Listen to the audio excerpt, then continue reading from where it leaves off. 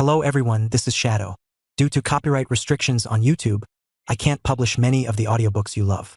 That's why I've created a special paid service where you can enjoy over 300 high-quality audiobooks from platforms like Webnovel, Pocket FM, Audible, Wuxia, and more.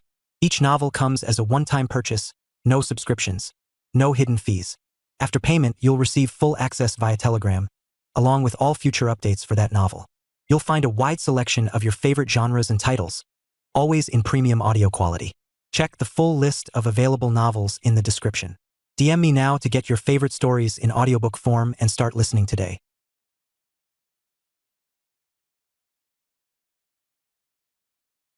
Chapter 587. The Monster Behind the Mask. Ethan snapped back to himself and glanced into his mindscape. 3 tiny figures stood on separate little islands to the east, west, and north, staring at the sky with yearning eyes. His head throbbed. How many of these little ones were running around in his mind now? It was turning into a kindergarten. Still, he didn't hesitate. Another flash of white light and 3 more figures appeared, a girl and 2 boys. The girl was Aqua, the spirit artifact of the Clear Spring City Seal. Gale, the boy on the western island, came from the Hurricane City Seal. The last was the strangest. A squat lump of pitch-black coal that could somehow move and fight. That one was Oblivion, born from the mark of Oblivion. Ethan didn't even have to guess. These names had all been chosen by Luna. Ha ha ha ha. Charge! Luna shouted, brandishing her tiny silver spear like a commander. She led the charge against the 3 ghostly infants, her 4 spirit companions rushing in after her. Only Aqua hung back, nibbling on her finger with wide, nervous eyes, but even she trailed along at the rear. Before Ethan knew it, only Yaya remained by his side. Celeste Hawthorne approached slowly, looking uncertain. These things? They won't cause trouble, will they? Ethan shook his head. No, let them play. Their true forms are safe in my mindscape. As long as those remain, they're like angels with resurrection. No matter how many times they fall, they'll come back. For a moment, Director Vaughn had believed his trump card would guarantee Ethan's capture. But instead of panicking, Ethan seemed more at ease than ever. Earlier, the sight of the ghost parasites had unsettled him. Now, though, his summoned spirits were tearing through them with alarming ease. Every parasite except the 3 ghostly infants had already been shredded by a short-haired boy in a white bellyband. That was Gale, spirit of the Hurricane City Seal, whose single-target attacks were the deadliest. From his hands whipped thin blades of wind, slicing cleanly through anything they touched. Beastie was just as fearsome. With the flick of his wrist, he conjured a sealed domain as casually as breathing, enclosing enemies as if it were child's play. Oblivion, despite looking like nothing more than a lump of coal, was sheer brute force. A single punch from his stubby arms sent one of the ghostly infants crashing into the ground. Hit him, hit him, hit him, Luna yelled, throwing herself into the role of little general. She jabbed her silver spear left and right, barking out orders with wild enthusiasm. Under her lead, Beastie, Oblivion, and Gale attacked in bursts, sometimes swarming the water elemental ghostly infant, sometimes the earth one, sometimes turning on the dark, metallic one. Behind them, Aqua lingered, still biting her finger and blinking with anxious hesitation. She hadn't lifted a hand yet. Ethan was beginning to suspect she was meant for support rather than direct combat. Celeste, watching from the side, could hardly believe her eyes. What should have been a life-or-death battle had turned into a rowdy game.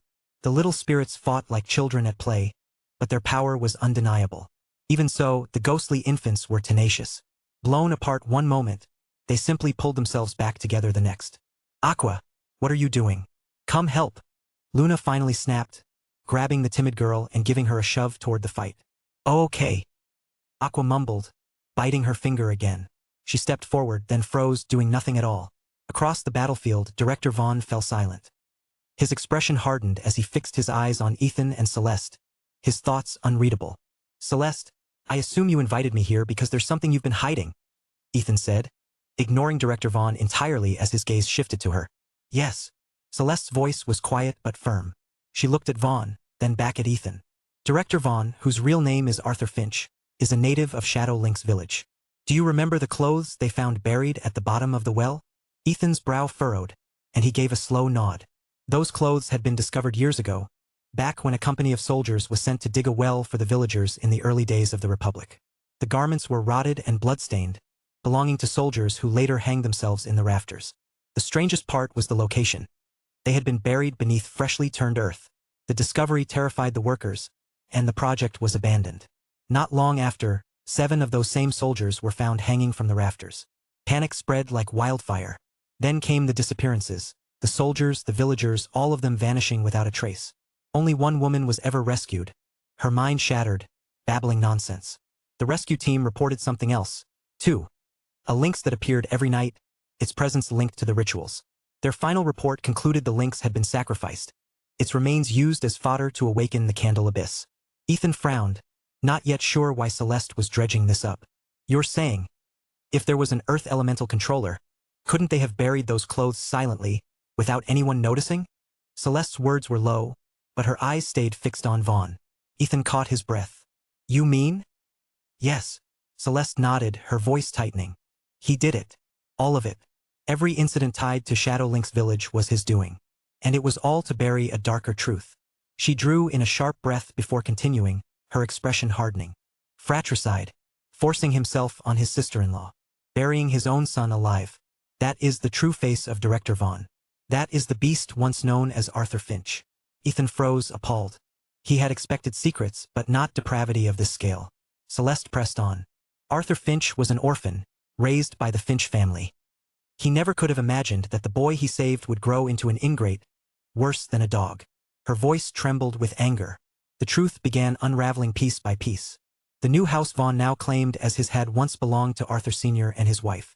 The year they married, Arthur Sr. got drunk one night. When he woke, he found himself lying in the side room instead of his bed.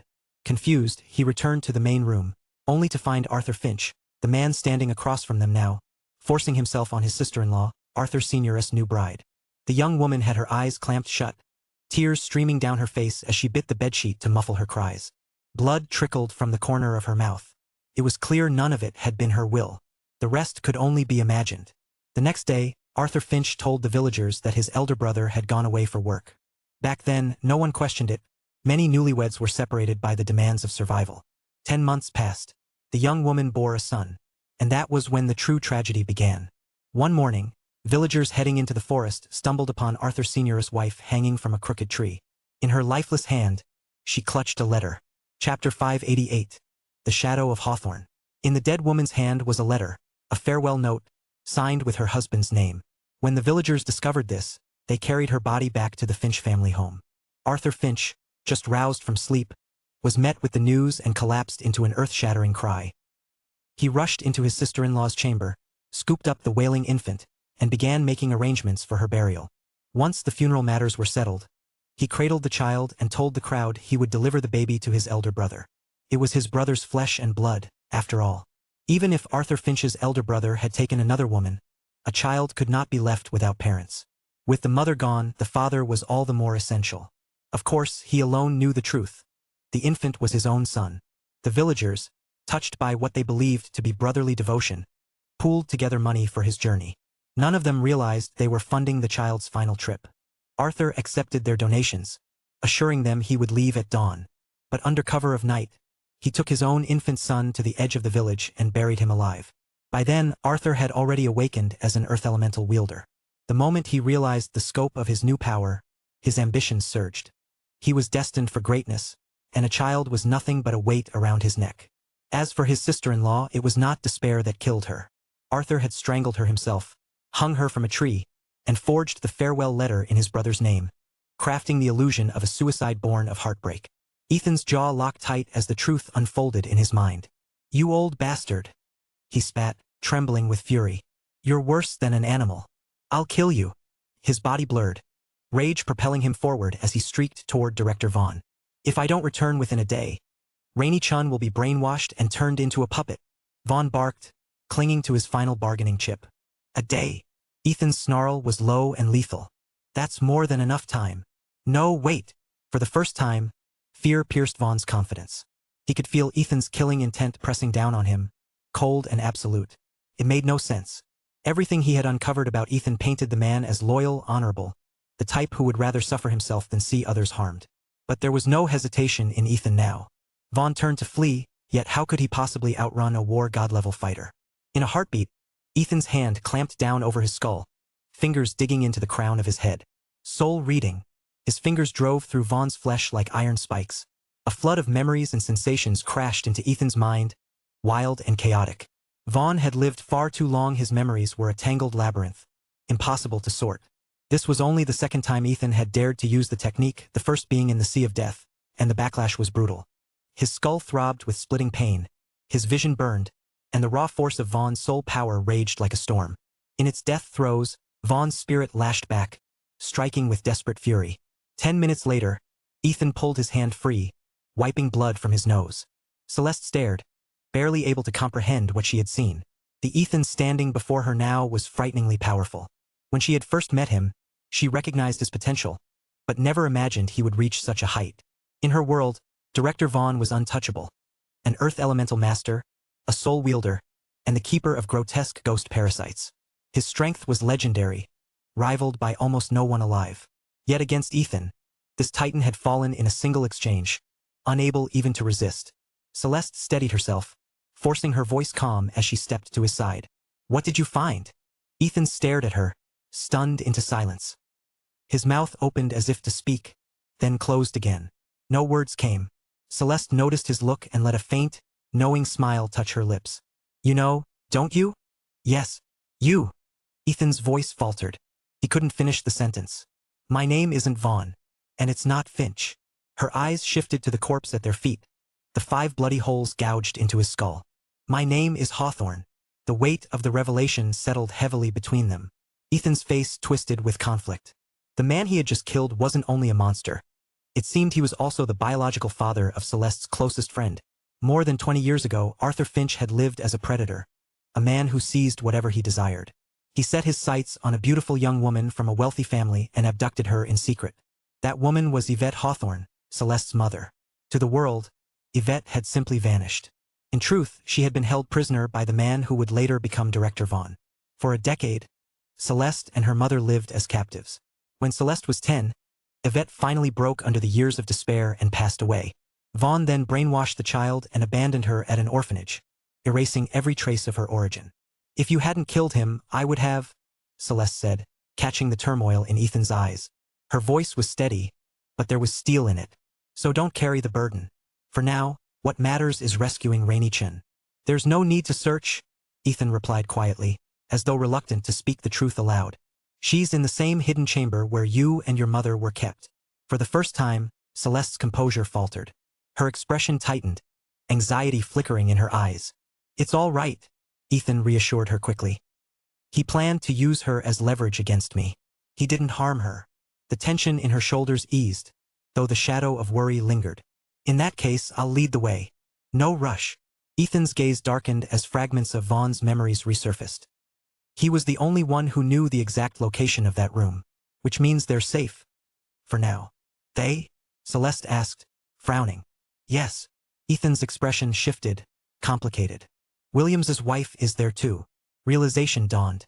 That was why Williams had betrayed them, why he had acted as Vaughn's mole. His wife was a hostage. "What should we do?" Celeste asked. Despite her usual independence, she was looking to Ethan now, waiting for his decision. He studied her. She was no longer the untouchable senior from his university days. No longer the sharp rival who had once tried to steal Lila away. Beneath the hardened exterior, she seemed different. Maybe this was her truest self. First, Ethan's eyes moved over her, settling at last on the half of her face marred by burns. A faint smile tugged at his lips. "Let's take care of that scar. If Leo saw you like this, he might just run for the hills. Don't you think?" Celeste had been bracing for a strategy, something grim and tactical. His teasing caught her completely off guard.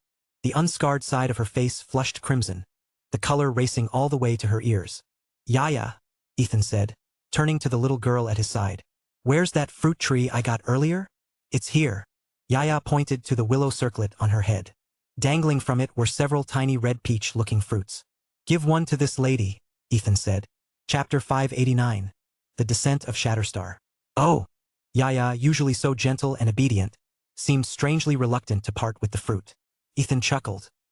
He hadn't expected the little girl to guard her treasures so fiercely. "What is this?" Celeste asked as she examined the red fruit Yaya had passed to her. It looked exactly like a peach. Not the kind of fruit some mistook it for, but a true peach, the kind that grew heavy on trees and could be dried into sweet apricots. "A youth-preserving fruit," Ethan said with a grin. "Legend claims it can heal any scars on the face and restore your appearance to that of an 18-year-old. Even if you're 70 or 80, you'll look as young as you did at 18. Really? Celeste blinked in disbelief. There's actually something that miraculous? Every woman, no matter how much she might pretend otherwise, cared about her appearance. Celeste had always borne her scars with a kind of quiet defiance. But this was different. When have I ever lied to you? Go on, eat it, Ethan urged, though in truth he wasn't entirely sure himself. All this came from Micah's bragging. Ethan had never actually seen the fruit's effects. Celeste studied the fruit in her palm, then shook her head slowly. Not yet. I'll wait until after I see Leo. Her cheeks flushed slightly as she spoke the name. Ha! Fair enough. If Leo takes one look and runs away screaming, consider this fruit my consolation gift. But if you too, well, then think of it as my wedding present. Ethan had already guessed what she was thinking, and he found it both amusing and moving. Leo had truly captured his senior's heart. His eyes glimmered mischievously as he considered whether to give Leo a warning. After a moment, he dismissed the thought. If the man couldn't face Celeste as she was, then he didn't deserve her. Better to let fate sort it out. All right, let's get moving, Ethan said, his tone sharpening, his eyes suddenly cold and purposeful. Moving? Celeste frowned, unable to follow his sudden shift. The dissenters and the originalists, neither faction is worth keeping alive. The dissenters were Arthur Finch's hidden loyalists. The originalists, they're the ones who threatened Williams. I never imagined they were behind the kidnapping of his wife. And worse, the decision was unanimous. Every last one of the 9th Division members approved it. His words dripped with a cold fury that sent a chill through the room. Celeste exhaled heavily. I suspected as much. It's one of the reasons I came to you. I'd uncovered pieces of it myself, but I didn't want to believe it was true. The 9th Division is rotten to the core. That department should be dissolved completely. She hadn't expected both the dissenters and originalists to be dancing on the strings of Director Vaughn. One faction operated in the open, the other in secret, yet both served the same master. Not entirely, Ethan said. Don't forget the unaligned. Those who've lost faith in the 9th Division, they could rebuild it into what it was meant to be. Celeste considered this, then nodded in reluctant agreement. Our mission is clear, Ethan continued. Eliminate the dissenters and the originalists completely. Whatever's left can be handed to the unaligned. It's time to end this. As he spoke, something dark rippled out of him. A murderous aura rolled across the room, sharp and suffocating. Celeste shivered involuntarily, staring at him in shock. How many lives had he taken to carry such a killing presence? No ordinary man could radiate that kind of intent. Ethan caught her reaction and quickly pulled it back, forcing the bloodlust deep down. Celeste steadied herself, though her face still betrayed unease. Ethan, I know how strong you are now, but don't underestimate them. The originalists and dissenters are not easy opponents. Worse, if they realize their people are being hunted, they'll vanish into the shadows. That's the real danger. Operating unseen, they could tear society apart. We need to be more careful, more strategic. Her voice was calm and steady, her reasoning sharp. She was trying to pull him back from the edge. Heh. Then we just won't let them spread word, Ethan said with a grin. Come on, senior. Let me show you what your junior can really do. Shatterstar. Descend. The sky above began to churn. White mist swirled as if pulled by some invisible hand, opening a gap among the clouds. Celeste's breath caught. She couldn't see anything tangible at first, only the strange ripples in the air, but she could feel subtle disturbances brushing against her senses. Even as a soul wielder, ever since she had absorbed Doe's spirit, she detected nothing solid. Whatever was approaching was cloaked, perfectly hidden. Reveal yourself, Ethan commanded. He didn't need to speak the words aloud to control Shatterstar's stealth, but in front of Celeste, he couldn't resist the urge to show off, like a child flaunting a treasured toy. The disturbances she'd barely felt before suddenly surged into a tidal wave of presence. A colossal shape tore its way into view. A towering mech, gleaming with sleek, high-tech armor. Ah! Celeste gasped, covering her mouth with one hand. For someone who had faced spirits and horrors most mortals could not imagine, this was still beyond anything she had ever expected. A machine like this was otherworldly. Let's go, Ethan called. In the distance, several children who had been playing turned at once and began running toward him. Before they reached him, their bodies blurred, dissolving into beams of white light that streamed into the center of Ethan's forehead. Yaya lingered for a moment beside him, her gaze darting back toward the fruit still in Celeste's hand. Her lips pressed into a pout before she, too, transformed into light and vanished. With a deep hum, Shatterstar's chest armor shifted. A boarding ramp extended outward, descending slowly to the ground. After you, senior, Ethan said, bowing slightly in mock courtesy. I don't have a luxury sports car to chauffeur you in, so you'll have to make do with this mech instead. The childlike playfulness in his tone brought a rare smile to Celeste's face. To Ethan, she wasn't just a superior. She was family. If Morzin had been the one who gave him rebirth, then Celeste had been the one who had believed in him when no one else did. In his previous life, when he had been mocked and bullied, she had protected him. During combat training classes, when others provoked or humiliated him, it was Celeste who had stepped in and beaten his tormentors down. Even the nickname she had given him, Weakling, hadn't been meant to demean him, but to shield him. Looking back, he could see that clearly now. She, and Leo as well, had made his miserable former life bearable. In this life, if those two people he respected most could find happiness together, he would feel nothing but joy for them. They boarded Shatterstar together. Celeste, wide-eyed, looked around the cockpit like a villager stepping into a royal palace. Every surface gleamed with strange light and intricate panels she couldn't begin to understand. Meanwhile, Ethan slid into the virtual control pod without hesitation. Shatterstar, he said, his consciousness flowing outward. Take off. Destination: Dragonvault Ridge, Ashhorn Mountains. Also, begin real-time tracking and surveillance. Target list to follow. Instantly, names and faces filled his mind, streaming from the depths of memory. He had extracted them all through soul reading when he had broken Director Vaughn's mind. The 9 council members of the Originalists, every dissenter operative, all of Vaughn's known associates. He fed the list into Shatterstar's system as naturally as if he were breathing. The mech's engines thundered. Within minutes, Shatterstar was hovering high above Dragonvault Ridge. Ethan stepped out from the control pod and motioned for Celeste to join him. Together, they prepared to descend into the Whitmore family's hidden territory. But then, movement below. At the entrance to the Whitmore family's pocket dimension, the portal flared, spilling figures out into the open. One after another, shadowed silhouettes emerged, stepping into the world outside. Ethan froze, narrowing his eyes. Why were they coming out now? And where were they headed? Chapter 590. The List That Shook the Whitmores. 10 figures appeared at the entrance of the Whitmore family's hidden territory in the blink of an eye. Lila was among them, giving instructions with practiced ease. Victor and Regis had been paired together. Markham with Blackie. Leroy with Micah. Ryan stood beside a man Ethan didn't recognize, while Lila herself was partnered with Dragonchild. Ethan frowned. What were they planning? Each team had the same pattern.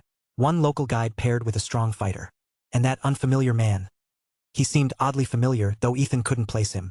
The last time Ethan had crossed paths with Starfall, in the Silverwood family's hidden territory, he hadn't gotten a proper look at the man's face. Back then, Starfall had been shrouded in ghostly energy, black smoke curling around him like a second skin. Now there was none of that. His aura felt entirely different, ordinary, almost human. No wonder Ethan hadn't recognized him. From his vantage point above, Ethan realized that if he didn't act soon, the group would be gone. He tightened his grip on Celeste's hand and leapt from the sky. The instant they emerged from Shatterstar's stealth field, their bodies became visible, suspended in midair. Who's there? The group below tensed at once, wary eyes turning upward. Ethan? Boss? Voices rang out in surprise. Lila's face lit up with shock and relief. Dragonchild's reaction, however, soured almost instantly into disdain.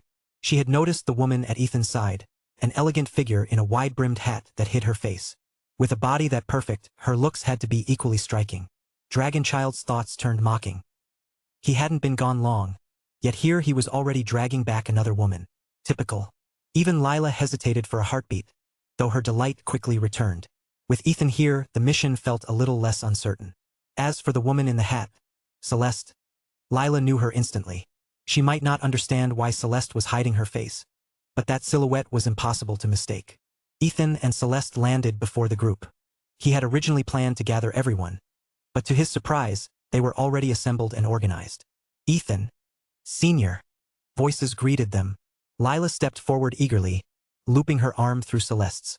Lila, it's been too long, Celeste said warmly, brushing her fingertips against Lila's hand with an intimacy that made Ethan's brows knit. Senior, you, he began cautiously. What about me? Celeste cut in with a sly smile. Can't a girl have a little fun both ways? Her arm slid casually around Lila's waist. Fine, you win, Ethan muttered, recognizing her playful jab and deciding not to push it further. He cleared his throat. So, what's with this whole operation? Where are you headed? His eyes swept across the group, sharp with curiosity. Nobody answered at first. Instead, Every gaze shifted to Lila. Rainey-chan was kidnapped, she said carefully, watching Ethan's face. We were preparing to investigate. Ethan rubbed at his nose, a flicker of discomfort in his expression. So you already know? Did Leo come back? And where's Williams? Boss. Victor's voice came out hesitant. He understood the weight behind those names. Williams was like his own brother, and the last thing he wanted was a clash between Ethan and him. But Ethan waved him off before he could say more. No need to explain. I already know enough. Let's head inside first. I have something important to tell you all. Throughout the entire exchange, Starfall had been quietly studying Ethan, his gaze sweeping from head to toe. Even after Ethan led everyone into the Whitmore family's hidden territory, the man hadn't said a single word. Blackie drifted to his side, and the two walked ahead, whispering in low tones. On the way to the Whitmore family shrine, Ethan glanced at them and asked the group, "Who's that man?" The reactions were odd. Faces tightened, some turned away, and even Lila only offered a small, knowing smile. Not a single person gave him an answer. Ethan was left frowning in confusion. Up ahead, Blackie and Starfall continued their quiet talk, glancing back at him now and then. Ethan considered using his soul sense to catch their words, but stopped himself. These were his people. Eavesdropping on them would only sow distrust. The journey passed under a strange silence, and soon they reached the Whitmore shrine. The hall was still crowded, no one had dispersed. Evelyn lingered near Leo, examining him with fascination, still unable to contain her curiosity over the body that had somehow become undead. When the other women spotted Ethan, they broke into smiles of relief and joy. He returned their greetings warmly, though his eyes kept flicking toward Leo. Just then, Celeste appeared in the doorway. At the sight of Ethan, Leo's vertical pupils contracted in excitement. He half rose to greet him, but froze mid-motion when his gaze caught the figure entering behind Ethan. Celeste, her wide-brimmed hat still shading her face, stopped in the threshold. For a heartbeat, neither she nor Leo spoke. Their eyes locked, and the air between them grew tense. Recognition flared instantly on both sides. Ethan noticed the sudden shift and felt his curiosity spike, but he didn't interrupt. Instead, he gathered everyone together and went straight to business, outlining his plan. The more he explained, the more stunned the group became. Even Matriarch Whitmore, who had always prided herself on composure, stared at him wide-eyed. And when Ethan declared his intention to wipe out both the originalist and dissenter factions within a single day, she outright called it impossible. Ethan only smiled, unruffled. Without further words, he pulled out pen and paper, quickly writing down a long list of names, addresses, and affiliations, noting each individual's crimes in detail. Take this list first, he said. As for the full evidence, I'll prepare that shortly. Matriarch Whitmore scanned the document. The deeper she read, the more her face hardened. When she finally lifted her head, her voice shook. Where did all of this come from? These are respected names, trusted names. Are you certain every detail you've written is true? Ethan smiled faintly. Matriarch, have you heard of someone called Director Vaughn? Her breath caught. Director Vaughn? From the 9th Division. He nodded lightly. That's the one. I crushed him to death not long ago. Then I used soul reading to pull this information directly from his mind. The words were delivered so casually, but they landed like thunderclaps. Members of the Whitmore family, and even the Chase siblings, stared at Ethan in pure shock. They all knew who Director Vaughn was. Perhaps the Umbral Star didn't, but they did. He was no ordinary man. He was the supreme leader of the 9th Division's originalist faction. Impossible, Matriarch Whitmore said flatly. Her voice had lost its earlier warmth, her expression growing dark. Completely impossible. Her disbelief was sharp, almost hostile. Ethan studied her quietly, then his tone dropped to a chill. Matriarch, what exactly do you mean? Chapter 591. Division of Teams. In that instant, the atmosphere inside the Whitmore family shrine dropped to freezing. Matriarch, Markham began, his voice hesitant. Humph, you killed him without evidence or justification, and now you dare to destroy the 9th Division. Ethan, you're rebelling against humanity itself. What exactly are you trying to accomplish? Matriarch Whitmore's cold snort cut him off. Markham flinched, lowering his head and falling silent. Celeste stepped forward, ready to defend Ethan, but he raised a hand, his sharp gaze warning her back. You say I have no evidence? His tone was like ice. Then do you have proof of his innocence? As for what I intend to accomplish, anyone who crosses me dies. Fury sharpened his words. With that declaration, a murderous aura erupted from him, suffocating and violent. as if forged from mountains of corpses and seas of blood. The Whitmore family's hidden territory seemed to twist beneath the pressure. Shadows writhed in the corners. The wailing of ghosts and the howling of wolves rose from nowhere, filling the air. "You, cough!" Matriarch Whitmore faltered. Her aura, so firm and commanding only moments ago, shattered beneath Ethan's killing intent. She staggered, clutching her chest, her face paling with sudden injury. "Young man, please, help." The voice was faint and weak, drifting in from the doorway.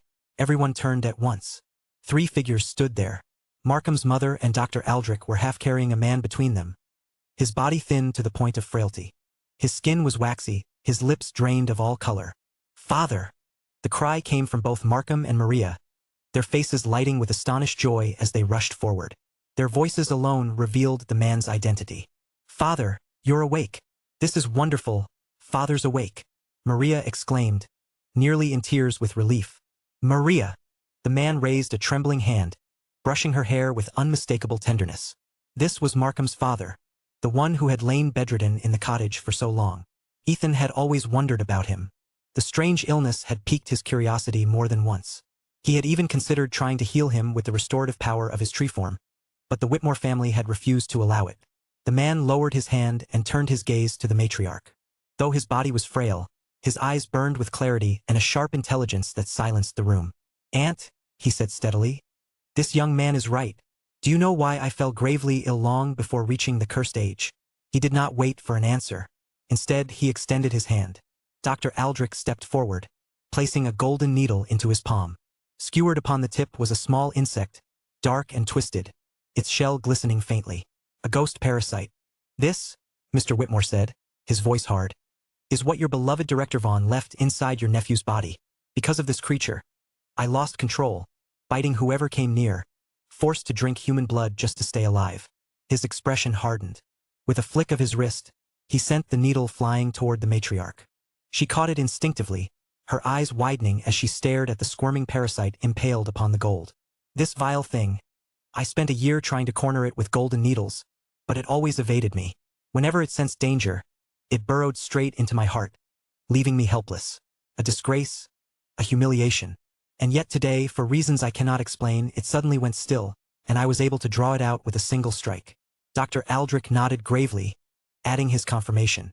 "A ghost parasite. It truly is a ghost parasite." Matriarch Whitmore trembled, her composure cracking. Her nephew's illness had always been strange.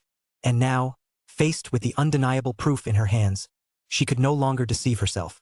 Normally, when the Whitmore men reached 18, the family curse would awaken, slowly draining their energy until they weakened and withered away. But her nephew's case had been different. He hadn't just declined. He had become deranged, driven to feed on human blood as though it were the only thing keeping him alive. When Dr. Aldrich examined him, he explained that this wasn't merely the curse.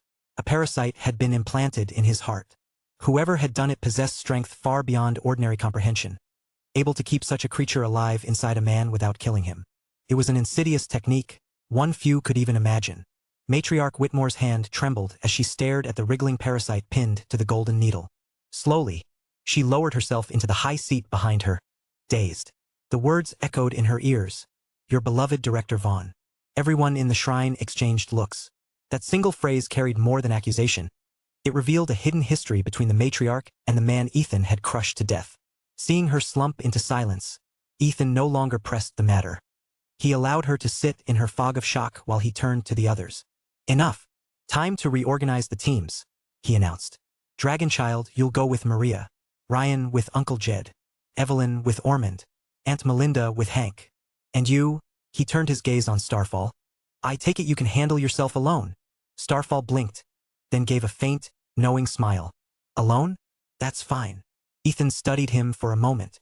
Starfall carried himself with the ease of an ordinary man, but his aura hinted at something much deeper, like Regis, deceptively unremarkable on the surface but hiding immense strength. Ethan couldn't fully gauge his strength, which was enough proof that it was formidable. "Good. Then we split up. I trust everyone understands why I've grouped you this way," Ethan continued. "Victor, your team is responsible for guidance and navigation. If there's danger, don't play heroes. Leave the fighting to those equipped for it." He paused, his tone sharpening. "This operation must be swift. Kill them all. Leave no survivors. But remember one thing, no innocent civilians are to be harmed. The sea of death fighters he had brought weren't enough to handle everything alone, not under Earth's suppressive rules. Pairing them with locals and dividing into specialized teams was the best way forward. Don't worry, boss, Blackie said, rubbing his hands with enthusiasm. We'll clean house. Not a single rat will get away. Ethan nodded. Even weakened under Earth's restrictions, every fighter he had brought back far outclassed Matriarch Whitmore. She was considered the pinnacle of Earth's supernatural world. Yet compared to his people, even Ormond could sweep through the enemies on their list without resistance. Ethan, what about me? Lila's voice broke into his thoughts. She stood a little apart, looking at him expectantly. You? Ethan faltered. He hadn't planned on involving her at all. The question left him at a loss. He had originally meant to pair Dragonchild with Lila, but after reshuffling, that spot had gone to Maria. Now Lila had no team. How about… Ethan hesitated, about to suggest she come with him. But before he could speak, a figure moved between them. Together. The words were halting, almost childlike. Ethan blinked.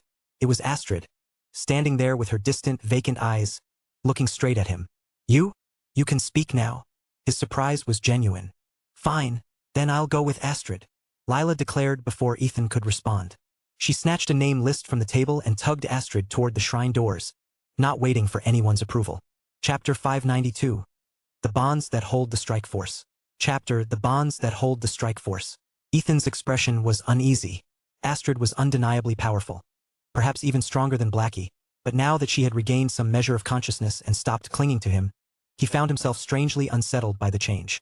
She had always been like a ticking time bomb in the back of his mind. Yet seeing her behave so tenderly toward Lila, he couldn't bring himself to interfere. He could only let them go, watching silently as the two disappeared through the doorway. You all should head out too. Stay in contact at all times, Ethan said to the others once Lila and Astrid were gone. Moments later, each squad collected their assigned lists and dispersed. The mission spanned every corner of the country, cities, states, even remote regions. Every team included at least one skilled fighter, and some had flyers, creating a mobile strike force that quickly spread out from the northern part of the country like ripples across water. The Whitmore family compound, once filled with constant noise and movement, grew suddenly quiet. Matriarch Whitmore had already retired to her chambers to rest.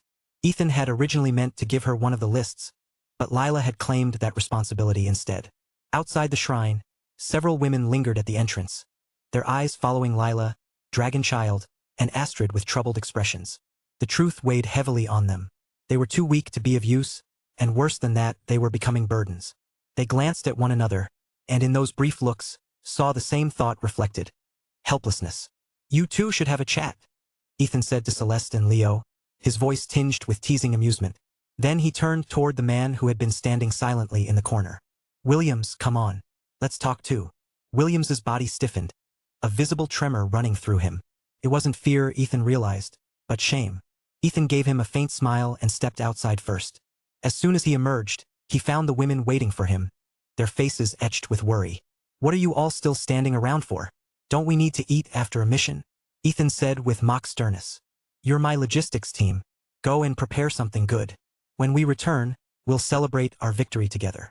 He offered them a reassuring smile before walking off with Williams in tow. The women stood frozen for a moment, only snapping back to themselves once Ethan had gone some distance. We need to prepare too. We're not useless.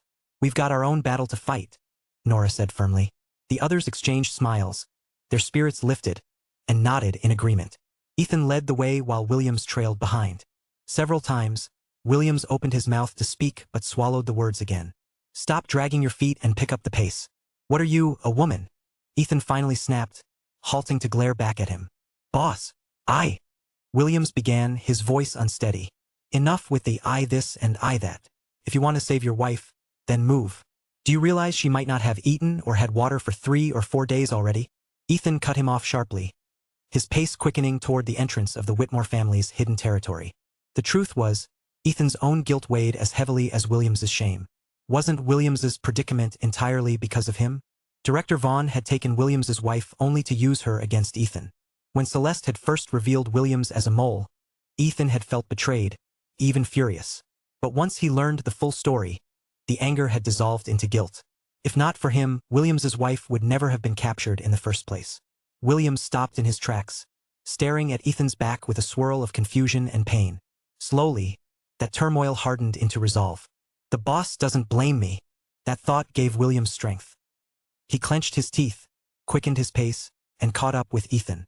The two soon left the Whitmore family's hidden territory and boarded the colossal Shatterstar mech. The sight left Williams dumbfounded, his jaw slack with awe. "Williams, this is my biggest trump card," Ethan said with a meaningful smile. Williams's chest tightened. After a moment, he whispered, "Boss, you can trust me." Just 5 words, yet they carried all the loyalty he had to give. "If I didn't trust you, I wouldn't have brought you here. But in the future, if anything happens, you tell your brothers. Don't carry it alone." Ethan clapped him on the shoulder. "Yes, sir." Williams's eyes reddened instantly at those words. "All right, enough with the waterworks.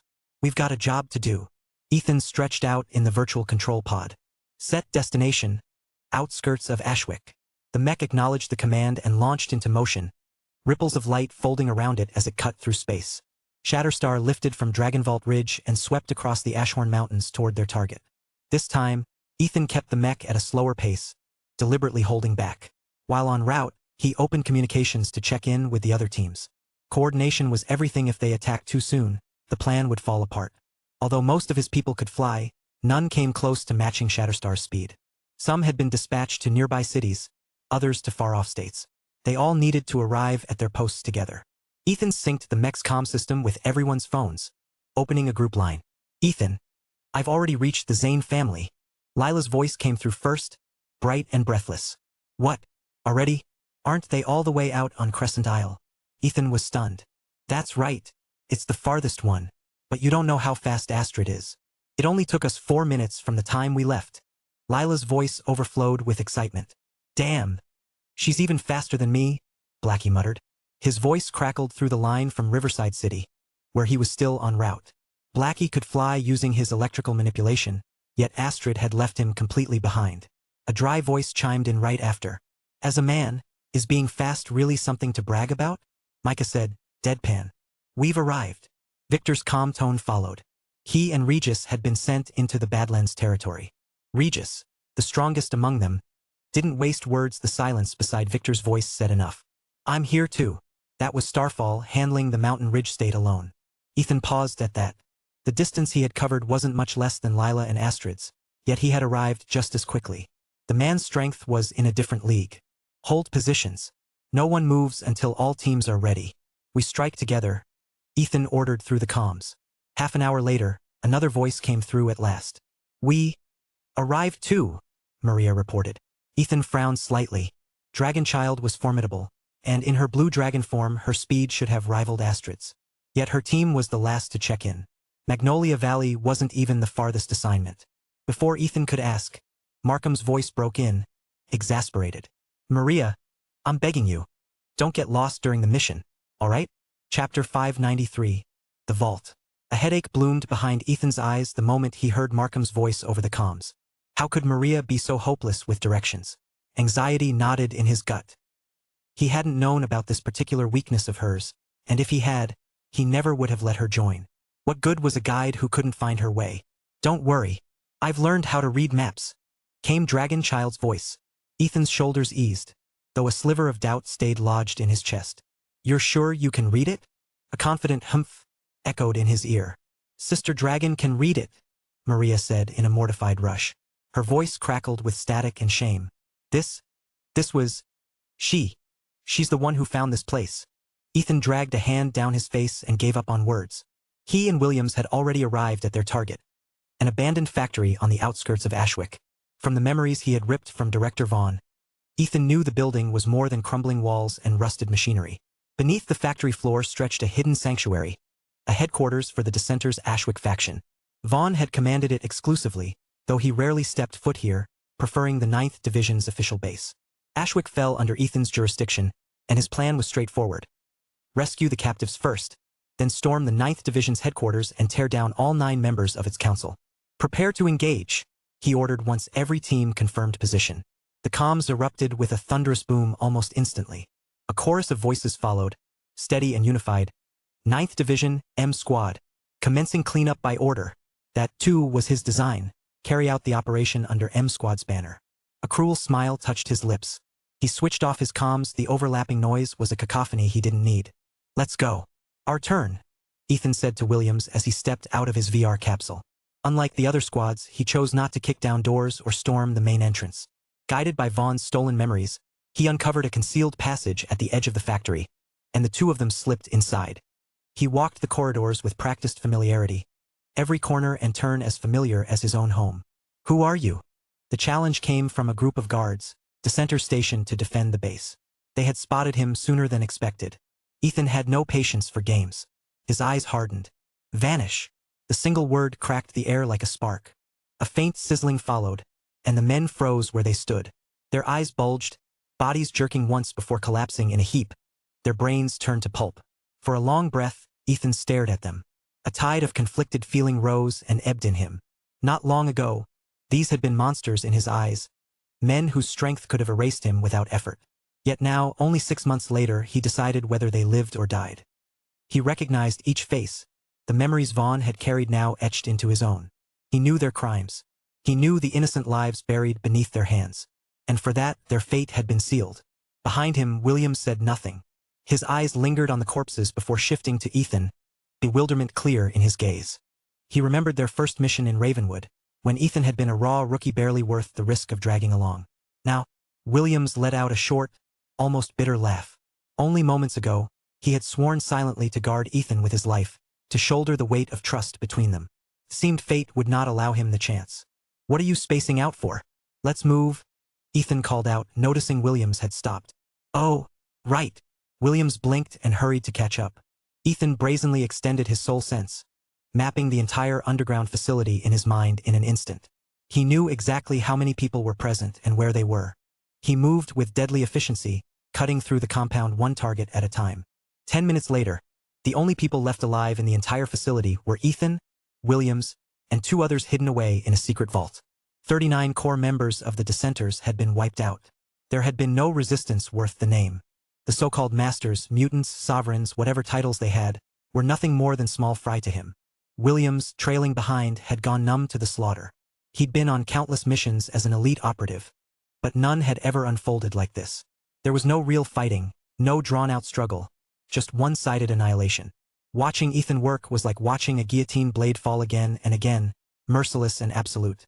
Williams almost pitied the men they faced. Almost. Eventually, Ethan stopped before a massive reinforced door, the kind you'd expect on a bank vault. "Think you can get this open?" he asked, stepping aside. "Huh." Williams blinked. This wasn't the first heavy door they'd run into. Ethan had simply kicked the others off their hinges. Why the sudden need for finesse now? "What do you mean? Huh?" Ethan shrugged. "Aren't you elite operatives supposed to know how to pick locks? Your wife's in there. If I kick the thing in and it flattens her, that's on you." Williams froze, then his eyes lit up.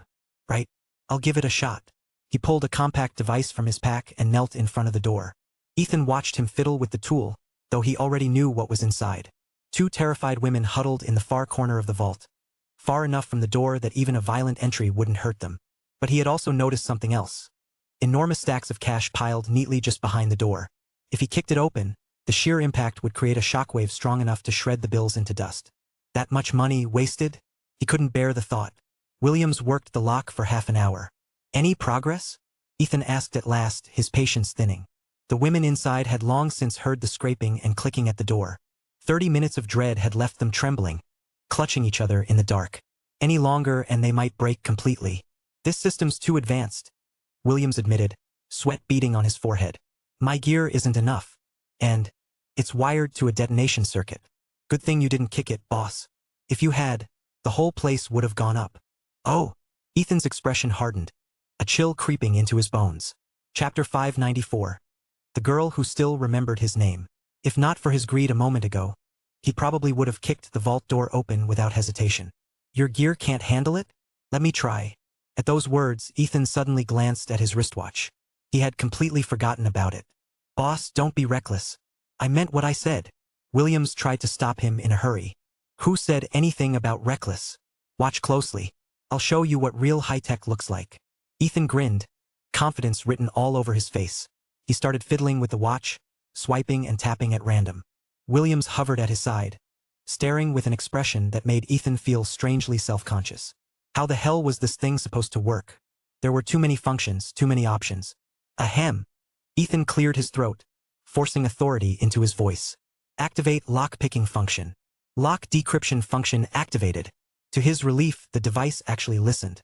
A beam of blue light shot from the watch, scanning across the vault door's surface. Beep beep beep. Unlock complete. In less than 3 seconds, the massive door's mechanisms clicked and whirred, and the steel slab began to swing open. Hey! Ethan flashed Williams a smug grin and strode in first. Mine! A cube-shaped stack of cash vanished before his eyes. Mine. Slurp. Mine. Slurp. He sounded like a man possessed, chanting at the piles of money as if reciting incantations, drool practically glistening at the corner of his mouth. Williams buried his face in his hands. Was this really the same ruthless, lethal man who had just cut down everyone in their path? What are you staring at? Your wife's in there. Ethan kept scooping up bills without even glancing over. That snapped Williams back to his senses. He hurried deeper into the vault, not daring to linger. The sight of so much cash was tempting, but watching Ethan slobber over it was unbearable. Ah! Don't come any closer. 2 sharp cries rang out from inside. Ethan froze. Shit, I screwed up. Collect. He grabbed the last stacks of money with frantic hands.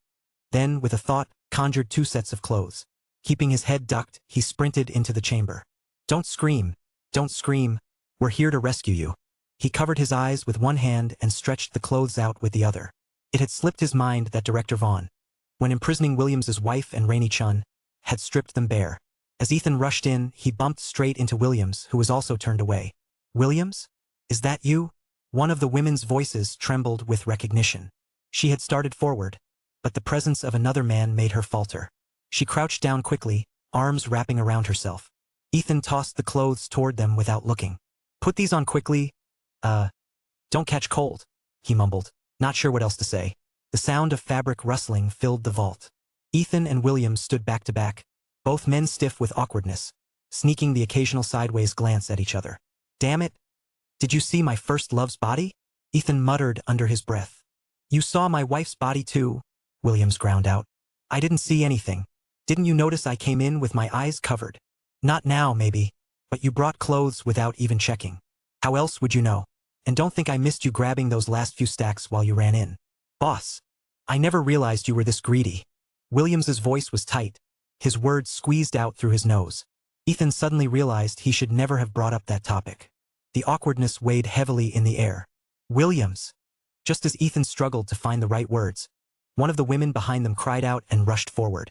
She wrapped her arms around Williams from behind, clinging to him as if afraid he would vanish. Ethan exhaled in relief. Perfect timing. He hadn't had the faintest idea how to steer that conversation away. A friend's wife was absolutely off limits. He slowly turned, his gaze falling on the other woman crouched in the corner. It's you.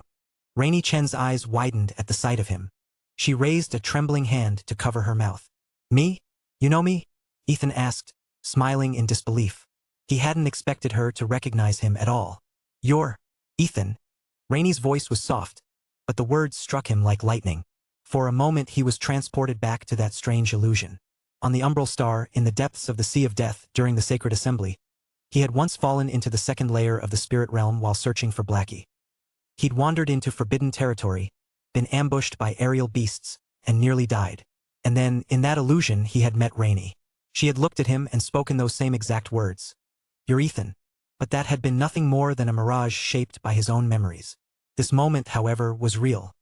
He never could have imagined that the goddess-like beauty from high school, the girl who rarely spoke and spent every second buried in her studies, would actually remember his name. Ethan felt a sudden, almost ridiculous sense of pride. I never thought the school's top beauty would still remember me. He smiled, though there was a trace of mockery in his voice to cover the flutter in his chest. Wait, he's Ethan? Williams's wife turned her head sharply, eyes widening. At first Ethan thought she was asking Williams, but realized her attention was fixed on Rainey. She mentioned me? Ethan asked, curiosity piqued. More than mentioned. Williams's wife laughed lightly. She told me she even dreamed you pinned her against a wall. Rainey, looks like your dream came true. Oh, but how did you even get here? There are dangerous people outside. We need to leave. Her tone flipped from teasing to urgent in an instant, but Ethan barely heard the last part. His eyes were fixed on Rainey, who had buried her face so deep against her chest it looked like she was trying to disappear. Ethan was completely thrown off. Rainey dreamed of him pinning her against a wall? Could it be that the illusion he'd experienced had bled into her dream somehow? Or worse, had he actually stepped into her dream during that illusion? What the hell? The thought left him utterly speechless. But judging from Rainey's embarrassed reaction, his guess wasn't far off. The two women had likely endured despair while imprisoned here, with no secrets left between them. In those quiet, hopeless moments, they must have shared everything. Chapter 595. The Silence That Follows. Ethan didn't dare follow that line of thought any further. He forced the words out quickly. We should get out of here first. He turned and strode toward the exit, moving almost as if he were fleeing. He'd barely taken 2 steps before rapid footsteps came up behind him and a hand caught his arm. He spun around and saw Rainey Chin. Her face was pale with panic, her fingers clutching his sleeve as she ducked behind him for cover. Looking past her, he noticed the same scene playing out with Williams and his wife. She had latched onto his arm, pressing herself close as if hiding from the world. Rainey, don't be scared. My husband's an elite operative. He'll definitely get us out safely. Williams's wife called out, her voice trembling but steady enough to carry comfort. She didn't lift her head, and though she was terrified herself, she was still trying to soothe the younger woman. Ethan thought she seemed like a decent person. He met Williams's gaze.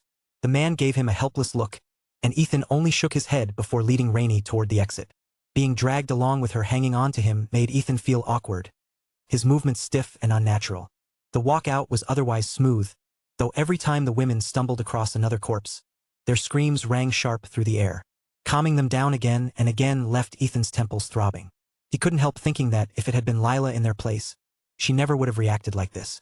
After one last round of shrieks, Ethan finally pushed open the hidden door. Sunlight spilled inside, bright and clean after the darkness, and the 4 of them stepped out of the factory. He stopped just outside and turned to Williams. Take them somewhere safe to lie low. I've still got things to do. Out in the daylight, both women seemed to regain a measure of calm. Rainey flushed as she realized she was still holding Ethan's arm and let go. Embarrassed. Got it, Williams said quickly. He already knew Ethan intended to leave in his mech, and the fewer people aware of that, the better. Gathering his wife, he motioned for Rainey to follow. Go with them for now, Ethan told her, lowering his voice. I'll find you when I'm done. Rainey hesitated, then stepped closer, her gaze fixed on his face. Thank you. Don't mention it, MMPH. He never finished. Her face darted up, filling his vision, and before he could dodge, her lips brushed his. Cold and sweet. Ethan froze, eyes wide, every muscle rigid. His tongue moved before he realized it, brushing across his lips. That small sound escaped Rainey, a soft, helpless moan. Her body went slack, and Ethan instinctively caught her, his arms slipping around her waist to hold her steady. Her waist is so slender. The thought flashed across his mind unbidden. But before he could process it, Rainey pulled away and bolted, fleeing like a startled deer. Williams happened to be walking by with his wife then. He muttered under his breath, Don't worry, I won't say a word. What do you mean you won't say anything? I couldn't dodge. Ethan snapped, glaring at him. Even he could hear how flimsy that excuse sounded. Oh, boss, what level's your energy now? Williams asked casually. War God rank, I guess, Ethan said without hesitation. Oh, War God rank. Couldn't dodge. Williams shook his head with mock sympathy, muttering as he walked off. His wife covered her mouth, clearly stifling laughter. Ethan stood rooted, dumbfounded. Right? He was War God rank. He had been aware he had tried to move, yet somehow he hadn't avoided it. Without realizing it, his tongue swept across his lips again. The faint fragrance still lingered there. The taste. Ethan let out a sigh, then quickly clapped both hands behind his back. He stole a glance in Williams's direction, hunched his shoulders, and turned away like a thief caught red-handed. He had to disappear before the women noticed him. If Rainey kept glancing back the way she had been, she'd surely notice when he suddenly vanished. Inside Shatterstar, the mech sealed shut around him. He reconnected the comm system, which had been cut off earlier when he closed the public channel.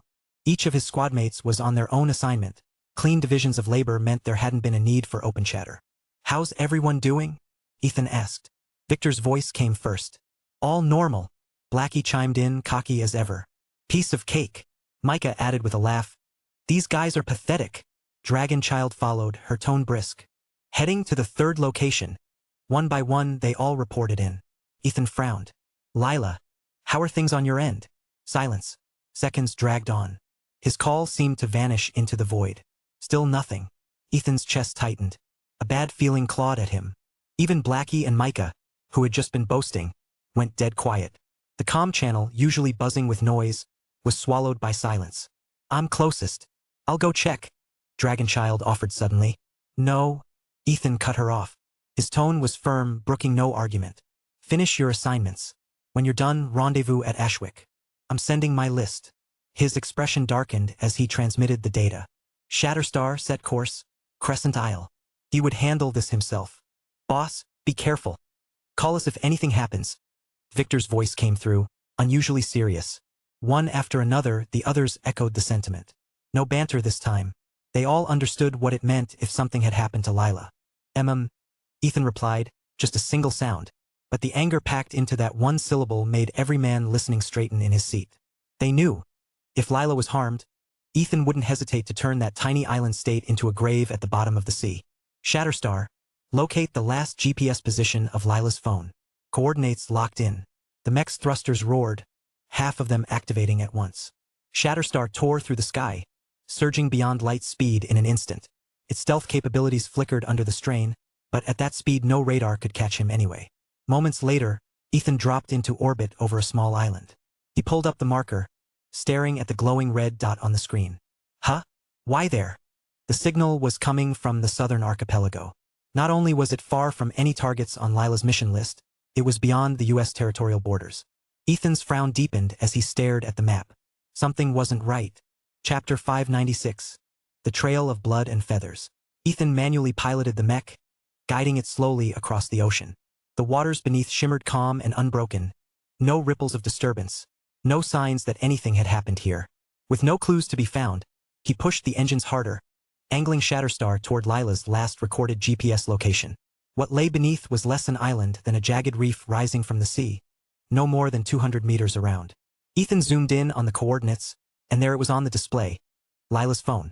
His heart sank at the sight. The area around it bore clear signs of battle. Lila and Astrid had fought here, and they had been attacked. Whoever their enemies were, they had been powerful. Ethan's eyes caught on a glimmer in the distance. A golden feather lodged in the reef. A golden falcon's feather. Astrid's. Ethan's chest tightened. What kind of enemy could force Astrid to reveal her true form? Pure-blood beast clans rarely transformed unless truly pressed, unless they faced opponents who could threaten their very lives. For Astrid to not only transform but also shed feathers in combat, was there really someone this strong on Earth? The thought unsettled him. Astrid was stronger than Blackie, her aura pressing at the peak of late war god rank. He didn't understand why Earth's suppressive force seemed to target only humans, while beast clans moved freely. And Astrid's growth since arriving had been extraordinary, greater even than Blackie's, though she had consumed fewer energy cores.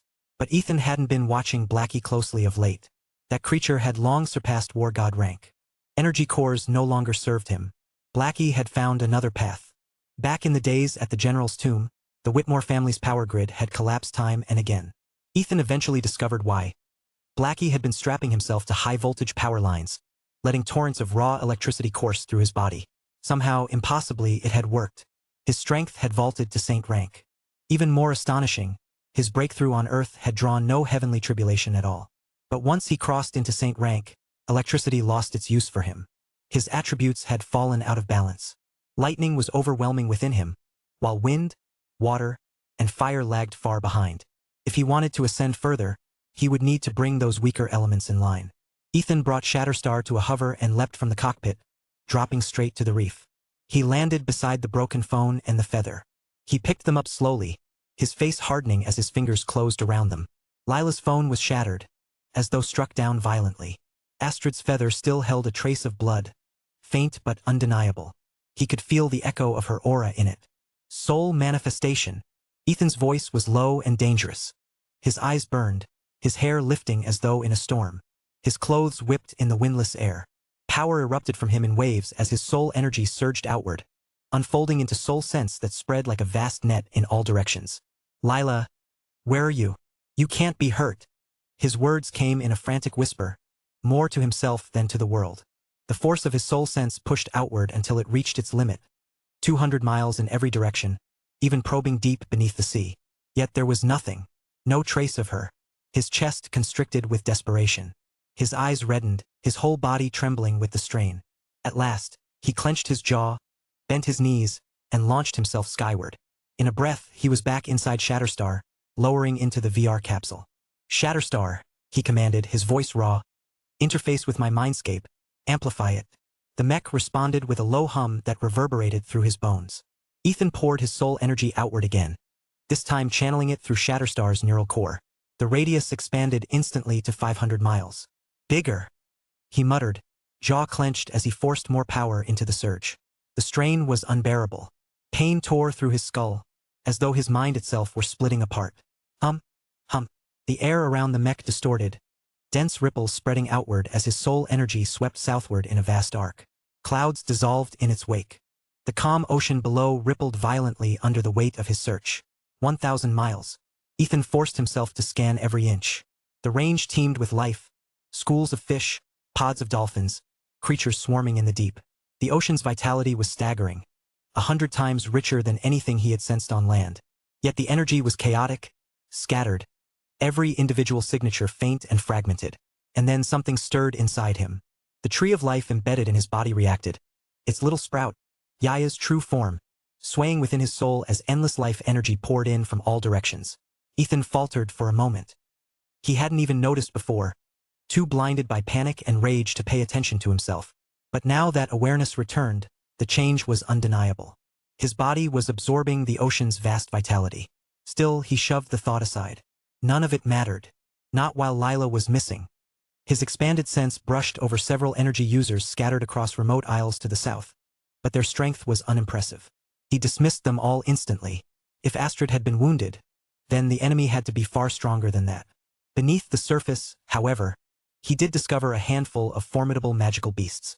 The strongest was a massive blue whale, pulsing with half-step war god strength. But even with such strength, the creature's aura was hollow. It had never awakened intelligence. Ethan frowned. Could this be the reason Earth allowed magical beasts to grow so freely? Their growth came slower, bound by the difficulty of developing true consciousness. He dismissed the whale, but the thought lingered. Could Astrid's enemy have been an intelligent beast? Something powerful enough to match her, yet clever enough to target her and Lila? Just as he began to pull back his focus, his attention snagged on a speck of land. A tiny island, no more than 500 square meters. At its center stood a shack of corrugated metal, and beside it, a speedboat bobbing on the waves. Inside the shack, 2 men lounged. At first, Ethan would have ignored them.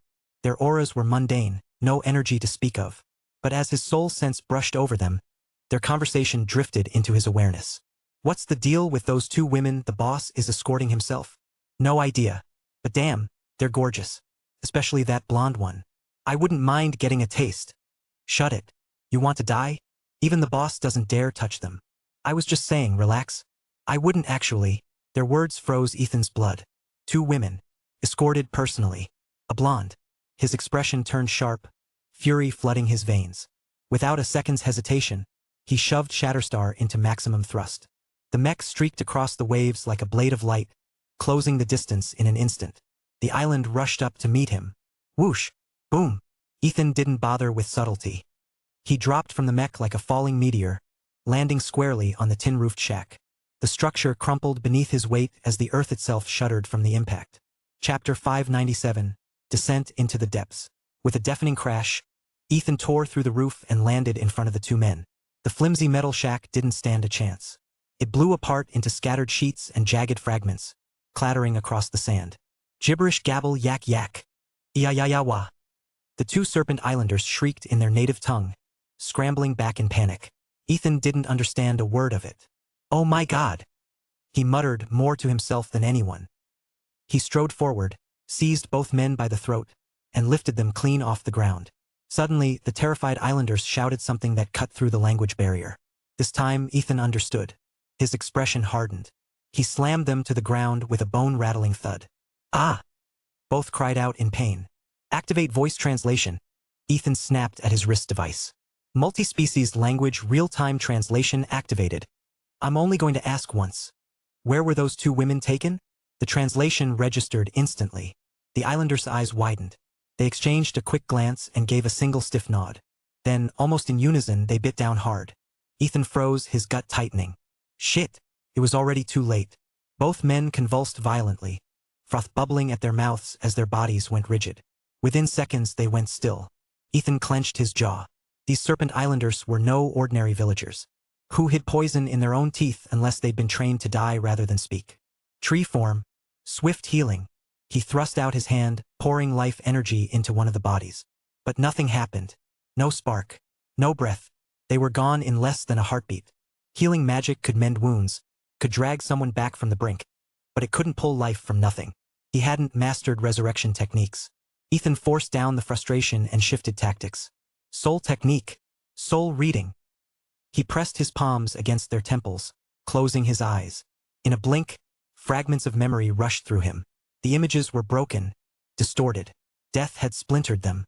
Still, there was enough. Ethan ignored the useless scraps and focused on what mattered. The women. His pulse quickened. He saw them clearly. Lila and Astrid. Astrid was unconscious, streaked with blood. Lila looked unharmed, but shaken. How they had ended up on the island remained a blank. But 10 minutes earlier, both had been loaded onto a fishing boat headed south. Ethan's eyes snapped open. He extended his soul sense in that direction, sweeping across the waves. His heart sank. Less than 10 miles away, shattered planks floated on the ocean surface. The wreckage matched the fishing boat from the men's memories. Damn it! He slammed a fist into his thigh. Not being able to fly is such a pain. Every time he had to climb back into Shatterstar, dock and redeploy, it cost him precious time. Then a thought struck him. Wait, Shatterstar, what about the single soldier combat mechs I ordered after the Sea of Death mining? Are they ready yet? 9 mechs completed. Basic functions operational. Combat systems not yet loaded. Can they fly? He asked, sharp with urgency. Flight capability is part of the basic system. Ethan's tension broke into exhilaration. Perfect. Get me one. Now. High above. A hatch slid open in Shatterstar's massive leg compartment. A streak of light dropped from the sky, slowing just before it touched down. The mech hovered before him, over 2 meters tall, gleaming silver white with the raw color of metal, untouched by paint. Ethan's lips curled into the first real smile he'd worn since setting foot on this cursed island. Ethan recognized the alloy instantly. Shatterstar had smelted and forged it from refined minerals inside the hangar's own furnaces. Its hardness surpassed anything mined on Earth. Click, click, click. The mech before him unfolded with a whir of precision machinery. The front section contracted, folding away in segments until the entire unit shifted and latched onto his back. Another sequence of clicks followed as the metal expanded again, sealing him inside. Ethan raised his arms, then his legs, marveling at the responsiveness. There was no heaviness. The mech mirrored him perfectly, as if it were his own body. He crouched, pushed off. Whoosh! The thrusters along the armor flared. Whoosh, whoosh, whoosh. He streaked across the sky, a silver-white flash cutting through the air toward the wreckage he had sensed earlier. This is incredible. Ethan couldn't stop himself from grinning. The difference was night and day. Unlike piloting Shatterstar, this didn't require entering a consciousness space. Here, he had direct, physical control, every motion flowing as naturally as breathing. Even without combat systems, the mech's sheer durability would make it a nightmare in battle. In moments, he reached the wreckage site. He descended and touched down lightly on the water's surface. The mech was so perfectly balanced it walked across the sea as though it weighed nothing. Ethan scanned the debris field. Broken planks floated in every direction, but nothing useful. No personal belongings, no signs of life. From the Serpent Islanders' memories, he knew there had been 7 sailors aboard in addition to Lila and Astrid. All of them were Serpent Islanders, led by a Marlin mutant. That one, at least, would have no trouble in the water. The rest were ordinary fighters. In the open ocean, their chances of survival were slim. Yet what unsettled him most was the lack of evidence. Not a body, not even a drop of blood. Which meant the boat hadn't gone down with casualties already aboard. It had been struck and destroyed cleanly. Kneeling, Ethan picked out a large piece of the keel. His eyes narrowed. A circular hole as wide as a barrel bored straight through it. The vessel hadn't simply split apart. Something had rammed it from below with brutal force. He measured the water's depth and confirmed his suspicion. There were no reefs, no hidden rocks. This wasn't an accident. Whatever had destroyed the boat had come from the sea itself. Ethan spread his soul sense over the wreckage, but the ocean saturation made it impossible to trace Lila or Astrid's aura. The emptiness gnawed at him. His gaze swept the endless horizon. If the 2 of them had been dragged into the depths, what chance did they have? Lila could swim, yes, but Astrid was a bird. Could she survive even moments underwater? And even Lila, swimming meant nothing against the crushing weight of the sea. She couldn't breathe beneath the waves. Ethan clenched his jaw. He couldn't stand here second-guessing. Without hesitation, he tipped forward and plunged into the ocean. Hum-hum. The mech adjusted instantly, thrusters angling for a steady descent. Ethan's soul sense stretched outward as far as it could, combing the darkness below. The deeper he went, the more the water pressed in. Visibility shrank, and his soul sense grew weaker, smothered by the ocean's crushing weight. Still, he kept diving, refusing to stop. Chapter 598. The Frantic Search. The seawater pressed against him, but it was the alloy of the mech that truly strangled his soul sense. The moment he recognized the metal, a sharp jolt went through Ethan. He had seen it before, deep beneath the Silverwood estate, in the hidden medical bay he had stumbled across while searching for Lila's father. The walls of that chamber had been made of the same oppressive material. Does the Silverwood family have even more secrets? The thought came unbidden, tight with unease.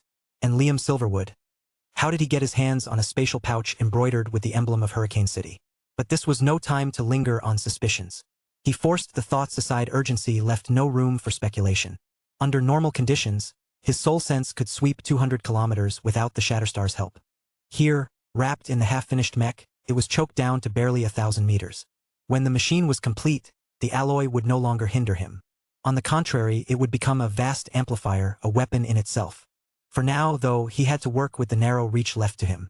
The mech shot downward, cutting through the dark water with a speed Ethan could never match in his travel form. In a blink he had plummeted 3,000 meters, into the crushing black beneath the waves. Bottomed out. And there's nothing. Bitterness filled his mouth. What had looked like a lead dissolved into nothing at all. Regret hit him with the weight of the sea. Back at the Whitmore estate, he never should have let Lila leave with Astrid. If he had stopped her, none of this would have unfolded. He swept the seabed again and again, but found nothing except scattered wreckage from the fishing boat. The trail ended there. With a surge of frustration, he drove the mech upward and broke through the surface, spray raining down as he paused to think. South. That was the only choice left. The first storm of panic was ebbing, and he forced himself into calm. He pulled up the map, his gaze settling on the reef where Lila's phone had first been discovered.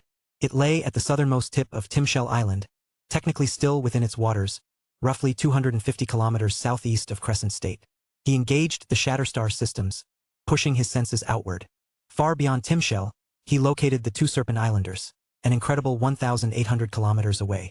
The timeline was tight, impossibly tight. From the moment he severed communications and entered the underground facility outside Ashwick, barely any time had passed. The longest delay had been the half-hour it took Williams to crack the vault. In all, no more than an hour had slipped by since his last call with Lila. In that single hour, Lila had reported being at the House of Zane, one of the Noble Eight lineages. Then, she had been attacked near Crescent Isle, 250 kilometers out, and somehow transported another 1,800 kilometers, to a nameless island at the edge of the Grand Ocean. Already they were beyond the Siren Sea, into open, endless water. What kind of force could move two unconscious people such a distance in so little time? That's it. The House of Zane. Amber Zane. Ethan's voice cracked the silence. Shatterstar, pull up the recent call history for this number. XXXXXXXXXXXX, he commanded, reciting Lila's digits. A chime acknowledged the request, and a moment later the call log shimmered before his eyes. The first thing he saw was a list that twisted his gut. More than 20 missed calls, every one of them to him. His phone had long since died, abandoned in the chaos of getting the Shatterstar working, and he hadn't thought to charge it. It was still lying uselessly in his mindscape. It was obvious now. Lila had felt something was wrong, or had tried desperately to warn him. Guilt stabbed through Ethan, sharp and quick, but he shoved it down. This was not the time to wallow. He scrolled further up the list. Just as he suspected, before the string of unanswered calls to him, there was another outgoing call. The timestamp placed it while he was still in the underground base beneath the ruined factory. The call had lasted 2 minutes. The number was registered to Crescent State. Shatterstar, call this number. The line was busy. Sharp tones beeped in his ear. Force the connection, Ethan ordered. He couldn't afford to wait. The call broke through, and at once he heard a familiar voice. Aunt Melody, you don't have to worry. I'm sure Kiera will be fine. Oh, and Lila called me earlier, completely out of the blue. She asked if something had happened to Kiera. Did you tell her anything? Ethan's chest tightened. Amber Zane, Lila's childhood friend, her confidant, The same Amber who had once masqueraded as a man at the Silverwood estate. "No, I didn't," came the reply, calm but hesitant. Ethan knew that voice too. Melody Quinn, matriarch of the Quinn family. Kiera? Kiera Quinn. Ethan cut in, his voice taut. What happened to her? What did Lila say? Silence slammed down. For a moment he thought the call had dropped. "Hello," he pressed. On the other end, the two women had gone still. They pulled their phones away, staring at the screens as if the devices themselves had betrayed them. A strange man's voice had just pierced their private conversation. "Who are you?" they demanded together, their tones sharp and cold. "It's Ethan. Tell me what Lila said." "Ethan?" Amber's voice curled with disbelief and contempt. "Don't make me laugh." "Him? Hardly. Who are you really, and how did you manage to hack into this call?" Ethan's jaw clenched. That woman had never once given him the barest scrap of respect. "Amber, you conniving, two-faced bitch," he snarled, his fury boiling over. "Don't make me fly over there and slap the arrogance right off your face. Now talk. What was the last thing Lila said to you?" In her sprawling villa, Amber Zane froze. The glass of red wine in her hand shook violently, liquid spilling over her fingers. The blast of Ethan's rage through the phone had left her stunned. Her mind suddenly blank. "Ethan? That's you. I remember your voice." The second voice was softer, steadier. Melody Quinn. A woman attuned to sound more than anyone else. Master of music. Unable to forget a voice once she had heard it. They had met only once, yet recognition came instantly. Aunt Melody?" Ethan said, and for a fleeting moment his anger cracked, embarrassment slipping in. "You might want to hang up. I'll call you back later. Things are about to get ugly." "Ethan." Crash. Amber's shriek tore through the connection, high and jagged, followed by the shattering of glass.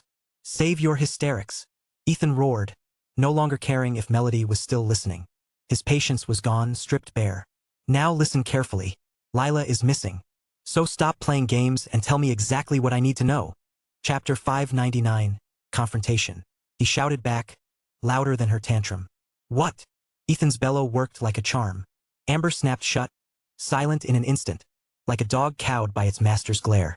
Two voices spoke through the comm line at once. "Amber, hurry up and tell us what Lila said to you." This time Melody Quinn managed to speak before Ethan could. For a moment there was only dead air.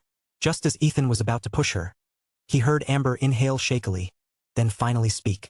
"Lila called me asking why she couldn't reach Aunt Melody's phone." She stopped there. Ethan immediately pulled up Lila's outgoing call log. Sure enough, right before contacting Amber, she had dialed another number again and again. All of them had gone straight to voicemail, line busy. "I saw that," Melody said quickly. "I was on another call, dealing with Kiera's situation. The second I hung up, I was about to call Lila back when you rang me." "What happened next?" Ethan pressed her. "I told her Aunt Melody was probably busy. I didn't mention Kiera." Then Lila hesitated, and she asked if something had happened to Kiera. "I thought Aunt Melody had already told her, so I said Kiera had gone missing 2 days ago." Lila didn't say much else, only that she would help. Amber trailed off, her voice thinning. "Did she say she'd help bring Kiera back?" Ethan demanded. Yes. Lila said she would bring her back." "Does that mean she knows where Kiera is?" It was only then that Amber seemed to realize what her own words meant. "You idiot, you're only figuring that out now?" Ethan snapped. "I." For once Amber had no retort. "Aunt Melody, how did Kiera disappear?" Ethan asked into the calm. Melody drew a breath, her voice trembling. 2 days ago, Kiera went on her graduation cruise. The school took them to Crescent State, then chartered a boat to the Siren Islands for a sea tour. I got a call from her teacher. Kiera was gone. None of the ship's cameras showed her falling overboard. She just vanished. Then, Melody broke off, her throat catching. "Don't worry, Aunt Melody. Tell me the rest," Ethan urged, his gut tight. He could feel the next detail would matter. "Then I sent people to investigate Crescent State. They found something. On the second day after Kiera vanished, yesterday, she appeared in a small restaurant with a strange man, eating fried noodles. From the footage, it was clear something was wrong with her. Her eyes, her expression, I believe she was being controlled. When I heard the news, I rushed to that noodle shop. But in less than 10 minutes someone had already deleted the surveillance video from the system. Fortunately, one of my people had managed to snap a picture with their phone, though it was blurry. Still, I could tell it was Kiera." Amber suddenly cut in. "Wait, you're saying your people were watching the restaurant, and the footage got erased without anyone even touching the system?" Ethan's knuckles tightened on the mech's controls. "That's exactly what happened?" Yes, Amber confirmed. Then find your person right now and get me that photo, Ethan ordered, his tone sharp. The situation had just leapt into another realm entirely. Amber bristled instantly. You're ordering me around? Ethan, you worthless piece of trash. How dare you? Damn right I'm ordering you. What are you going to do about it? I'd like to slap some sense into you while I'm at it. Just the sound of her voice made his blood boil. It wasn't that it was grating, it was sharp, almost musical, but somehow that only made it worse. You want to slap me? As if you could reach me. Go on then, I dare you. I called you worthless trash, and I'll say it again. Holy hell, fine. Just wait for me. Ethan's rage burned so hot it almost spilled over, then suddenly broke into laughter. Instead of throttling the comm, he shoved the mech's controls, gunning the engines. The single-soldier combat frame pivoted sharply in midair, thrusters roaring as he turned toward Crescent Isle's luxury villa district. Even before the shouting match with Amber, he had already chosen to head back. His original destination had been the first site of Lila's Shadowstrike mission. Now Ethan was convinced she had stumbled across something there, some clue that tied directly to Kiera Quinn. That was why she had called Amber. But the moment Amber's taunts and unreasonable demands hit him, Ethan snapped. He wrenched the mech around and gunned straight toward her location. Stop fighting, both of you. Right now. Crash. Shatter. Melody's attempt to mediate cut off as a thunderous crash erupted on the other end of the line, followed by the sharp tinkling of glass raining down. Ah! Melody's voice faltered, stunned. Then came the crack of a hand across skin, loud enough for Melody to hear through the comm. Slap. Ethan, how dare you hit me? Amber's voice trembled, raw with disbelief. Melody sat frozen. Ethan had actually gone to her house? Another strike rang out. Slap. What's wrong with hitting you? I've wanted to since the first day I met you. I only held back out of respect for Lila. But after that ridiculous demand, how could I not oblige? Ethan's voice was cold, almost satisfied. Inside Amber's villa, the top-floor glass ceiling bore a massive hole where Ethan's mech had smashed through. The combat unit hovered above in stealth, while Ethan himself had already stepped out. Amber, clad only in a bathrobe, lay pinned beneath him. 2 sharp slaps had already marked her pale cheeks with crimson. Though there was no swelling, Ethan had measured his strength. If he hadn't, her face would have been ruined. Amber struggled furiously. I'll fight you to the death. Yet in his grip she was powerless, her usual strength useless against the iron force holding her by the throat. She thrashed like a bird caught in a snare. She tried a low kick at his groin, vicious and precise. Ethan clamped his legs together, trapping her strike, then shoved her fully onto the table. Her body sprawled across it, helpless. He swung himself up after her, pinning her beneath his weight. His knees pressed her legs down, his hand clamped both her wrists against her chest. Amber lay stretched out across the tabletop, every movement restrained. You think you can play dirty tricks on me? His words came low, rough. Slap. Still want to play games? Slap. I'll teach you what comes of mocking me. Slap. And of your little disguises. Slap. Each sentence came with a strike, his hand falling rhythmically against her reddening face. His control was absolute, his anger venting in precise blows. Amber glared back at him, her eyes burning with defiance. She didn't scream, didn't beg, only pressed her lips together and endured in silence. The more she refused to yield, the harder his hand came down.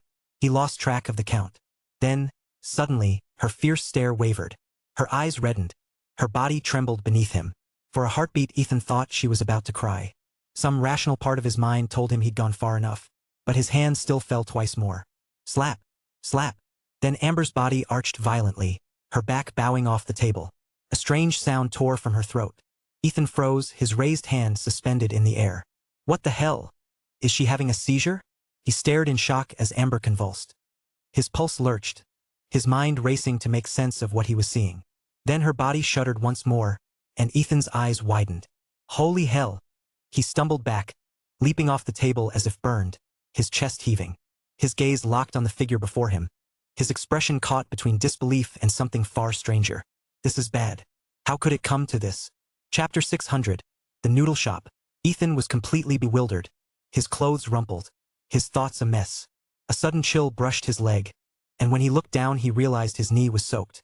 He must have been a beat too slow when he jumped off the table, because some liquid, he couldn't even tell what it was, had splashed over him.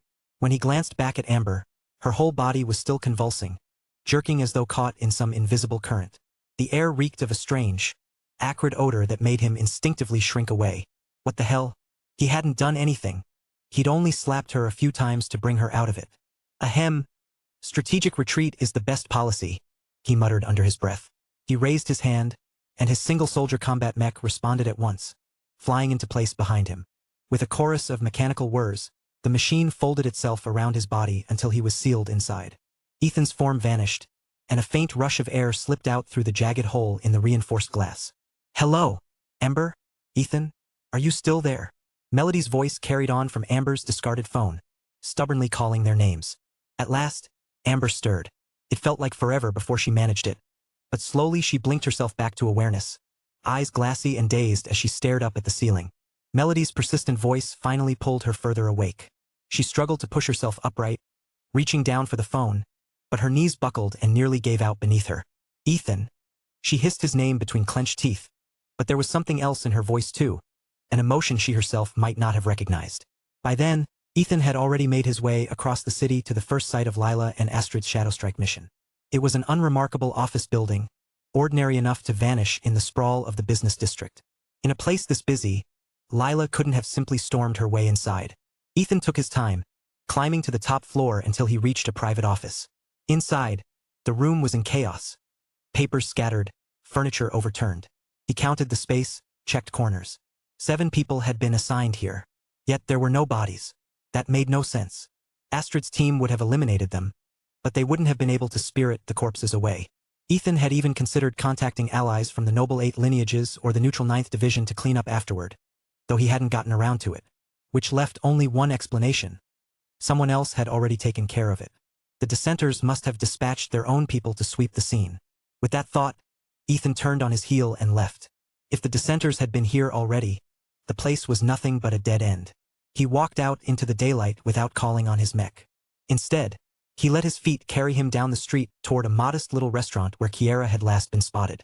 The place was barely a 5-minute stroll from the office building, too close to be coincidence.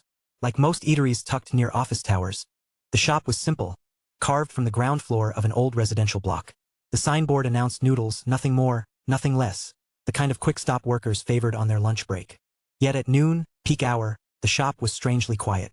Ethan had half expected to find Amber's people posted here, keeping watch. But after scanning the street and the diners inside, he spotted no one suspicious. He considered calling Amber for answers, then quickly thought better of it. The memory of her convulsions was still too fresh. Worse, he'd had to duck into a restroom earlier just to change his pants. The ones he'd worn reeked with that odd smell. It hadn't been urine, he knew that much, but he didn't want to think too hard about what it might have been. Shaking off the thought, he found himself a table. A moment later, a little girl appeared from behind the counter. She couldn't have been more than 8 or 9, with chubby cheeks and a smile as bright as summer sunlight. In her small hands she carried a menu almost comically large for her size, which she carefully set in front of him. Ethan's gaze wandered past her for a moment, catching sight of the kitchen. A burly, bearded man worked behind the stove, his arms steady as he tossed ingredients in a wok. Flames roared high, licking at the sides as though eager to devour the food. "Sir, what would you like to eat?" the little girl asked softly, her clear, sweet voice pulling Ethan back to the table. "Just give me your signature fried noodles," Ethan said with a smile. "Okay, do you want the large portion?" The little girl tucked the menu under her arm and, halfway back to the kitchen, twisted around to ask again. "Yeah, large portion," he replied. She nodded seriously and disappeared into the kitchen. A few minutes later she reemerged, arms trembling as she balanced a huge plate of steaming fried noodles. Stretching up on her tiptoes, she slid it onto Ethan's table. Ethan made no move to help, just watched her with a curious expression. "Isn't this a bit much?" he murmured, taken aback. This was Crescent Isle, not the Great Northeast. The portion sizes down south were supposed to be stingy. He'd heard a so-called large portion here was barely 2/3 of what a northern restaurant called small. Yet here sat a platter big enough for 2 men. The little girl's eyes crinkled into cheerful crescents. Our place is very generous." Ethan frowned. Something about that didn't sit right. How could a shop with portions this generous still be nearly empty at lunchtime? He tried a bite, chewing slowly. His face twisted. "No wonder business is so poor. These noodles aren't that good," he muttered under his breath. The flavor was flat, too salty, the texture heavy. But Ethan wasn't someone to waste food. Growing up in an orphanage and later scraping by under harsh conditions, he'd learned to eat what was in front of him. Besides, he was starving. Since returning from the general's tomb, he'd barely eaten more than a strip of dried meat. Celeste had once tried to cook for him, but Director Vaughn had interrupted, and at the Whitmore estate urgent planning had left him no chance. By now, hunger gnawed so deep he'd almost forgotten what it felt like. So he kept eating mouthful after mouthful. Meanwhile, the little girl slipped back into the kitchen. The smile drained from her face as she stepped over a body sprawled on the floor. Without hesitation she went to the corner, lifted a ladle, and filled a small bowl with seaweed and egg drop soup from a pot. It was the sort of free side dish every modest noodle shop served. She set the ladle aside, then gently brushed her fingertip against the rim of the bowl. A white speck slid from beneath her nail and dissolved into the soup with barely a ripple. "Sir, have some soup," she said as she set it down, her eyes once again curved into lovely crescents. Ethan caught himself staring at those eyes, holding his gaze a beat too long. For just a second, the girl stiffened under the weight of it. Then she turned quickly back toward the kitchen. "Gracie!" The door opened and 3 men came in, calling out casually as though they were regulars. Ethan's eyes flicked toward the girl. She had taken only a few steps, then stopped and turned back with another bright smile. "Uncle, what would you like to eat?" she chirped. "Geez, I thought Gracie had gone deaf." 2 large meat noodles, 1 egg-fried noodles, one of them said with a laugh. At the table, Ethan picked up the soup bowl. His lips curled faintly as he tipped it back and drank it down in a single swallow. Just then, the girl appeared again, balancing a tray with 3 bowls of soup. She froze mid-step when she saw Ethan's empty bowl. Her smile slipped, her face tightening in an instant. Those soups had been meant for the 3 newcomers. But now, after seeing Ethan drain his, she set the tray down on the nearest table instead, her expression unreadable. Chapter 601. The Confrontation. The little girl walked toward Ethan just as he set the empty bowl back on the table. "Ha ha!" Her smile twisted into something cruel, her eyes narrowing like a cornered wildcat's. Bang! Before she could finish her laugh, or even say a word, Ethan's fist smashed into her face. The blow landed with a thunderous crash, half of her features collapsing inward as her small body was hurled across the room. She slammed into the half-wall of the semi-open kitchen, the tiles shattering into shards that rained down around her. "Ah!" The 3 customers who had just stepped inside froze in shock. They had been about to take seats, but now stood rooted to the spot, staring at the sight of Ethan striking a little girl. They were regulars here, familiar with the shop, and instinct urged them to intervene. But the sheer force of that punch made them hesitate, a chill climbing up their spines. Ethan brushed the dust from his hands and stood, letting out a satisfied belch. "That was disgusting," he muttered, eyeing the girl sprawled on the floor. "And you made such a massive portion of it too. You weren't poisoned?" Before the horrified eyes of the 3 bystanders, the little girl's mangled face rippled and restored itself. Her sunken features reformed, her body pushing upright as if nothing had happened. The burly man behind the counter suddenly vaulted over the half-wall, a ladle clutched in his hand. Hot oil sloshed from it as he flung it straight at Ethan. "Get back!" Ethan barked.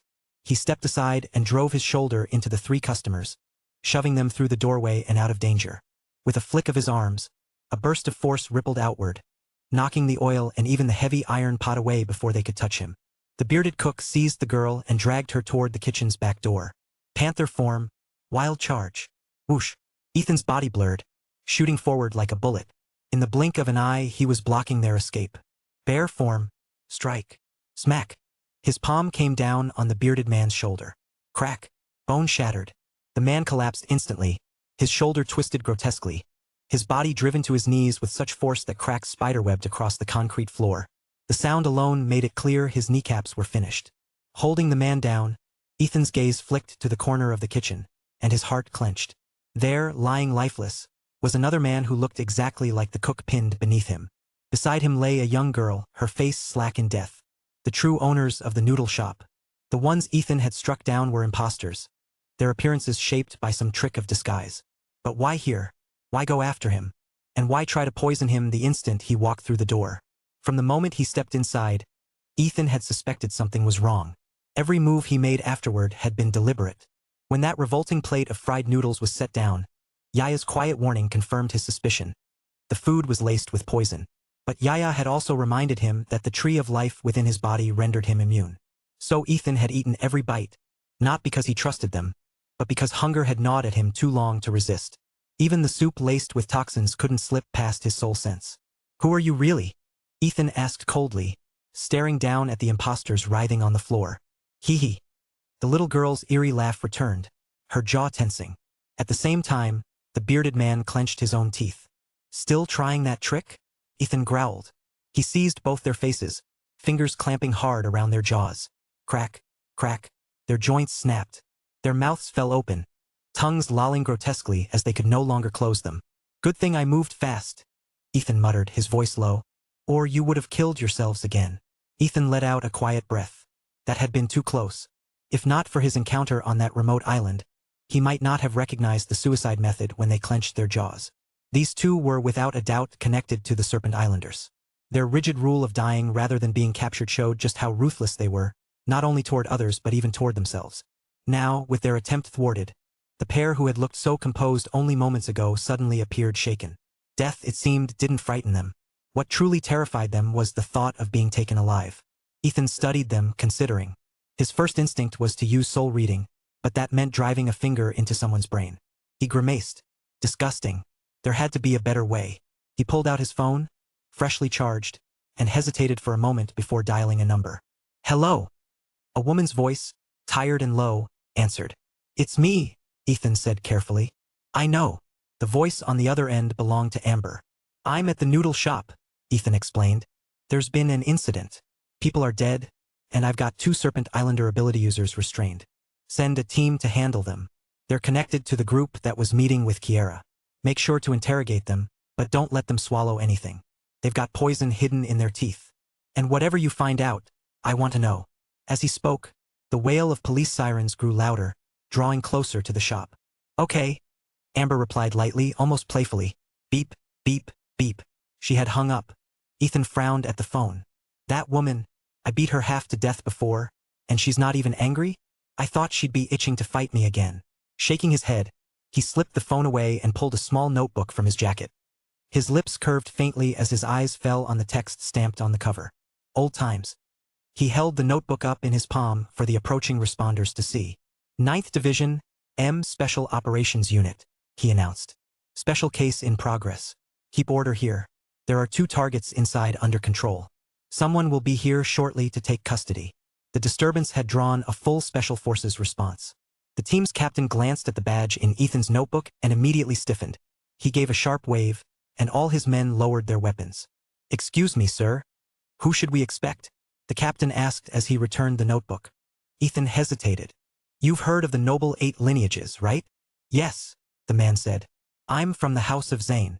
Oh, that makes it easier. Amber Zane will send someone. Ethan raised his eyebrows, taking a closer look at the captain. Oh, that tomboy? The man muttered under his breath before saying more formally. If you have other matters, you may leave. We'll take over from here. Ethan didn't argue. The captain was sharp enough to see he had no intention of staying. Be careful, though, Ethan added as he turned away. Those 2 inside aren't weak. Outside, people had gathered, whispering and pointing as he passed. He ignored them, cutting down a side street and slipping into a narrow alley. A moment later, the single-soldier combat mech unfolded around him, plates locking into place, and his figure shimmered out of sight. He rose steadily, vanishing into the sky until he entered the invisible Shatterstar mech waiting above the city. Inside, Ethan pulled a hard drive from his jacket, its metal casing cold against his fingers. He had grabbed it during the fight in the noodle shop. Shatterstar, he said. Analyze this drive. See if you can recover anything from it. He released his grip, and the hard drive drifted upward, caught in the mech systems. Chapter 602. The Investigation. Inside Shatterstar, several blue beams shot out, sweeping over the hard drive in rhythmic pulses. Beep beep. Ancient-grade hard drive data retrieval successful. Within seconds, Ethan received a response. He frowned. Ancient-grade hard drive? That didn't make sense. This was an M.3 high-speed drive, the latest model on the market. A soft whoosh filled the air as a light screen materialized in the cockpit. Ethan stepped closer and began scrolling through the data with both hands, his eyes scanning the holographic interface until he found the segment involving Kiera. Shatterstar, can you enhance the image to high definition? Affirmative. The screen flickered several times before sharpening to an almost unnerving clarity. Every detail was visible down to individual pores. Ethan couldn't help but marvel at the ship's technology. The footage seemed ordinary at first glance. 2 people entering the small noodle shop, sitting down and eating. Kiera's fried noodles were served by a little girl. But Ethan could tell instantly that this was the real girl, the one whose body now lay lifeless in the kitchen corner. The imposter he'd encountered earlier had been someone else entirely. In the video, Kiera ate in silence, her movements slow and mechanical. Across from her, a man ate while scrolling through his phone. "Stop," Ethan ordered. "Zoom in on what that man's looking at." He pointed toward the screen. Beep. Recommendation. Utilize four-dimensional holographic simulation projection to reconstruct the full scene for immersive investigation. What? Ethan blinked, startled, and then a grin spread across his face. You can do that? Beep. Initiating holographic virtual reality mode.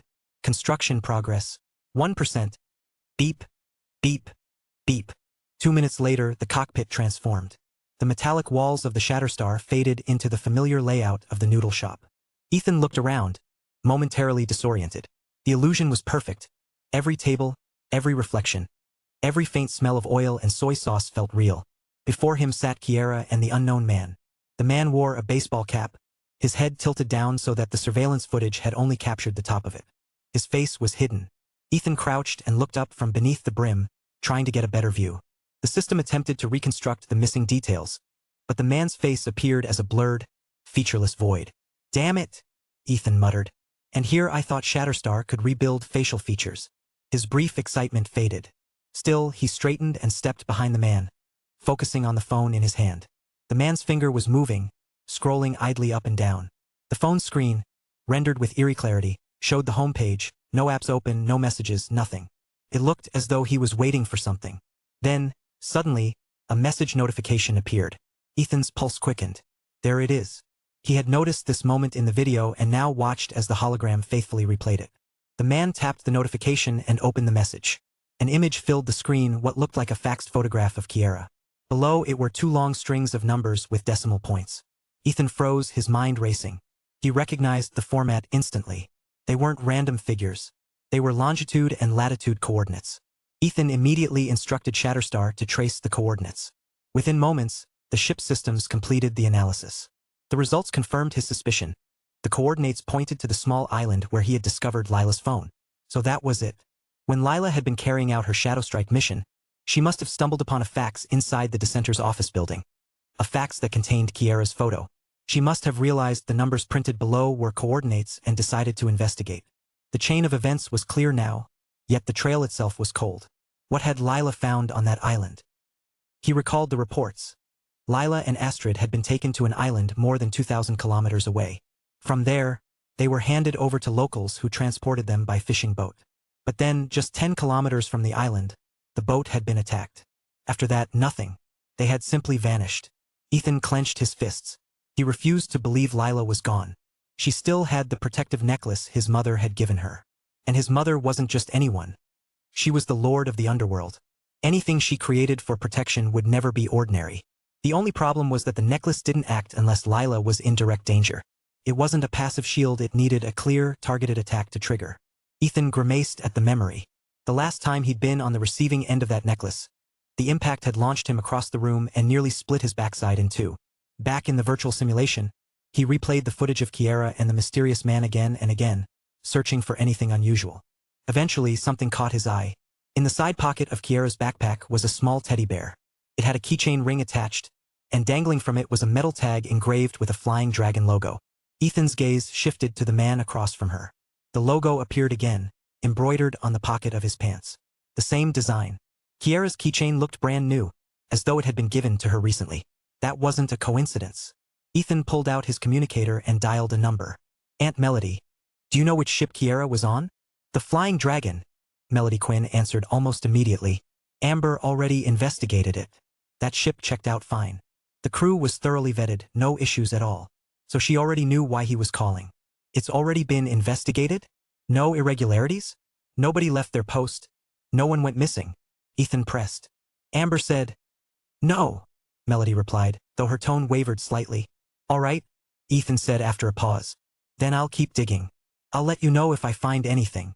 He hung up and stared at the logo again. "The Flying Dragon? And no problems? I don't buy it." His instincts rarely failed him. And right now, they were screaming that something about that ship wasn't right. "Well, whatever," he muttered. "It's the only lead I've got. I'll check out the Flying Dragon myself." Decision made, he opened another line. "Amber, get me a ticket for the Flying Dragon," he said as soon as the call connected. "All right," she replied without hesitation. Where are you now?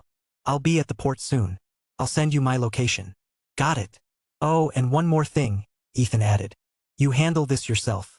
Bring it to me personally. Or I can come pick it up from you. There was a short pause. What's that supposed to mean? You think my subordinates? It's not what I think. He cut her off. Can you guarantee every one of them is clean? Silence stretched for several seconds. Then came a sharp beep beep beep. The line went dead.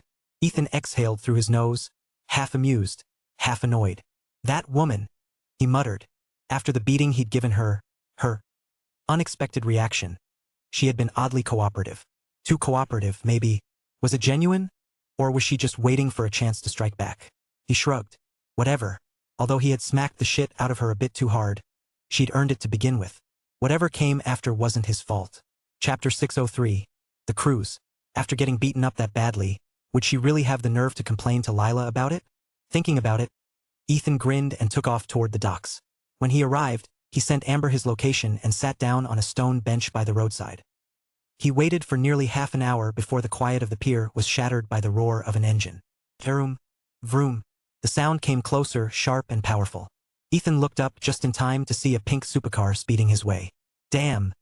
What a show-off, he muttered, half amused. When I get back, maybe I should get one of those. Screech. The car came to an abrupt stop right in front of him. Ethan blinked, momentarily stunned. The door lifted upward in one smooth motion, and a long, graceful leg stepped out, the skin almost glowing under the sunlight. A moment later, the rest of her appeared. The woman walking toward him was stunning, tall, stylish, effortlessly confident. Amber Zane.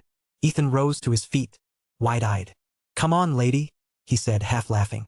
I'm supposed to be boarding that ship for an investigation. What's with the grand entrance?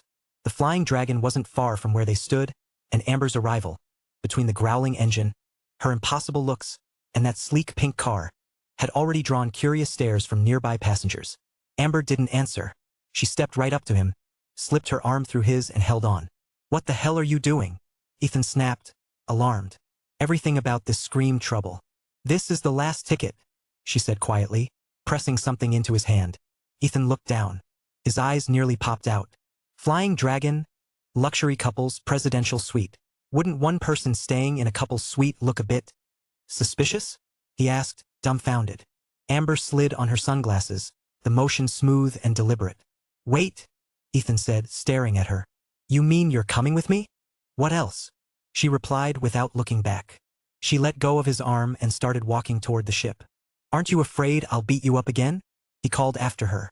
Amber froze mid-step. Her heel wobbled for a moment before she steadied herself and kept walking, head high, pretending not to hear him. Ethan sighed, glancing at the ticket still in his hand. Unbelievable, he muttered. Then, helplessly, he followed her. A short while later, the flying dragon's horn sounded, and the massive cruise ship began to glide away from the harbor, its hull slicing through the open sea. They didn't go to their suite right away. Instead, they wandered the decks together. Ethan extended his sole sense, scanning the ship's passengers in subtle waves, reading movements and intentions. Amber, on the other hand, looked perfectly at ease, leaning on the railing, taking selfies, and occasionally checking her reflection on her phone screen. Ethan gave her a look, but didn't bother saying anything. The Flying Dragon was more than a cruise ship. It was a floating city. Casinos, movie theaters, outdoor pools, bars, karaoke lounges, saunas, gaming rooms, everything you could imagine was here. What caught Ethan's attention most was that every cabin had an ethereal VR capsule installed. But these weren't the standard ones that connected to the main ethereal game. They had only a single purpose. When scanned with your ID, they would drop you directly into the arena. Inside the arena, your avatar stats and equipment were based on your normal game data. It was the same setup used by internet cafes everywhere. Players could challenge others in local matches without needing full access to the network. Ethan smirked slightly. Smart move, he thought. If Ethereal didn't release this kind of capsule, the cafes would have gone out of business by now. In his previous life, these VR capsules had been known as battle pods. Players could duel one-on-one, and the rewards depended on the gold each side wagered. The winner took it all, and once they logged out, the prize money automatically transferred to their main game account. They also supported 5-on-5 team battles, and the pod stayed operational even when the main ethereal world went into maintenance mode. After watching the ship's activities for a while, Ethan confirmed his suspicions. The keychain Kiera had carried was indeed a souvenir from this cruise, and the pants that man had worn were the uniform of the ship's staff. Find anything? Amber's voice came from beside him. She already knew he was a soul wielder. Nothing yet, Ethan said, turning to her. Do you know where this ship's heading? Some island, apparently, Amber replied, glancing out at the sea. I heard it takes about 3 days to get there. The island's supposed to be a big tourist spot.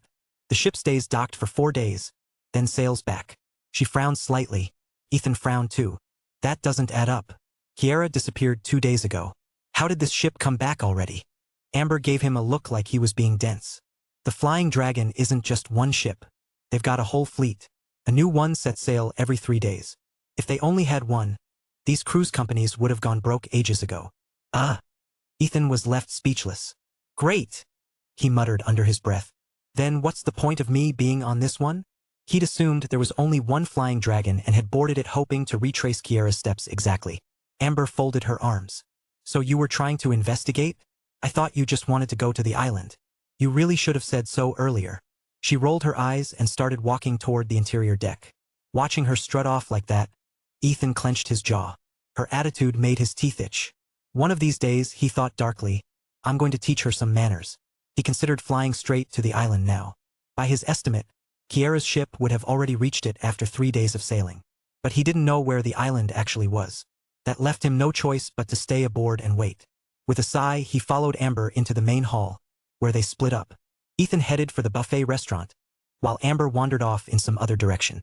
The restaurant was already half full when he arrived. The low hum of chatter filled the air. Ethan wasn't hungry. He'd just eaten those awful fried noodles earlier, but he sat down anyway, hoping to catch some useful gossip. He didn't have to wait long. Did you hear? A woman at a nearby table said excitedly. The island we're going to, Sacred Sea Island, is hosting the pilgrimage assembly this time. Ethan's lips curved in a faint smile. Sacred Sea Island. So Amber hadn't even known the name. He'd been here for 5 minutes and already learned something valuable. Of course I know about the pilgrimage assembly, said another woman, dressed in flashy clothes and heavy makeup. She spoke with an air of superiority. They hold it every month, but it's not easy to get in. I went last year with my sugar daddy. Managed to attend once. Why is it so hard to get in? Someone asked. The gaudy woman leaned forward, lowering her voice. Because the pilgrimage assembly isn't actually on Sacred Sea Island. Once you pass through, the sky and sea change color. Some people even claim they've heard dragon roars there. Her eyes flickered with a mix of awe and greed. Rich people love it. They say that if you're sick, the sacred blood baptism can heal you, and if you're healthy, it protects you from disasters. But the price is insane. Even after paying to enter, you have to bid again for the baptism itself. My sugar daddy couldn't win the bid. 3 months after we got back, he died of illness. The table went silent for a moment as she sighed dramatically. I see, one of the others said. Sounds like it's not for ordinary people. I bet even the entry tickets cost a fortune. 100,000 per person, the gaudy woman said flatly. A collective gasp went around the table. That much? Forget it, someone muttered. And just like that, the group lost interest. Chapter 604. The Casino's Red Storm. Ethan just shook his head. Could the stories really be that incredible? It had to be some gimmick cooked up by the tourism companies. $100,000 ticket. And then you had to bid for the privilege of being sprinkled with so-called sacred blood. It sounded like a scam for gullible rich people. His curiosity began to fade. Still, that woman had claimed she'd been inside, that she'd heard a dragon's roar. He couldn't help but wonder if she was telling the truth. Ethan's gaze drifted back to her, a flicker of blue light passing through his eyes. Ah! The woman, who'd been propping her chin on one hand while idly spearing a piece of fruit with her fork, suddenly shrieked. The fork slipped from her fingers and clattered onto the table. Mila, what's wrong? Her friend asked, startled. The dragon's roar. Did you hear it? I heard it just now, but it sounded different from before. Not like the one inside that place. Her voice trembled as she scanned the room, panic flashing in her eyes. Mila, are you sure you're getting enough rest? We didn't hear anything? Another friend said gently, trying to calm her down. You didn't. She blinked, her confusion giving way to unease. Slowly, she settled back in her seat, though a trace of fear still lingered in her expression. Ethan frowned slightly. Why would a dragon's roar frighten her that much? He'd only released a faint pulse of his blue dragon's might, just enough to let her hear an echo of the roar. He wanted to see her reaction. Now he knew, she really had heard a dragon before, and it had been at that mysterious location she'd mentioned. If it was a real dragon, then he had to find it. Could there truly be one hidden somewhere on Earth? The existence of the dragon child had already convinced him that legends held some truth. And the sacred blood she spoke of? What kind of blood could that be? A deep horn blast rolled through the air. Boom pump, the cruise ship's horn. Whoa, we're in international waters. Let's hit the casino. Mila suddenly shouted, springing to her feet. Just like that, her fear vanished, replaced by giddy excitement. Her friends cheered and hurried after her toward the exit. A casino? Ethan murmured, raising an eyebrow. Perfect. A place full of noise, money, and loose tongues. Ideal for picking up information unnoticed. He stood and followed them out. He didn't realize that, on the deck above, someone was watching him. A woman stood by the railing, her posture composed, her outfit a blend of elegance and power, every piece of it expensive enough to make a statement. Her eyes wandered idly across the crowd until they landed on Ethan. Then her entire demeanor shifted. It's him. What is he doing here? Ethan's senses prickled. He felt her gaze and looked up. Their eyes met across the open space. For a brief second, neither moved. Then Ethan looked away, uninterested. The woman, too, turned aside, but her expression hardened, the faint smile on her lips cooling into something sharp and cold. Ethan, she murmured under her breath, and then she walked away, her heels clicking with quiet precision. Ethan didn't recognize her. He should have. He didn't just know her, he'd once been her boss. Her name was Quinn. He couldn't even remember her last name. She had worked at his gym back in the day, on the same shift as Jade Taylor. When Jade quit after his revenge scheme, Ethan, half out of boredom, appointed someone else to manage the place. That someone had been Quinn. But in his memory, she'd been a quiet, plain-faced girl, polite to everyone, patient to a fault. Nothing about her stood out. Yet she'd overstepped once, badly. A client had wanted to rent the entire gym for a week, and Quinn, without asking him, agreed. The man's antics drew complaints and even the police once.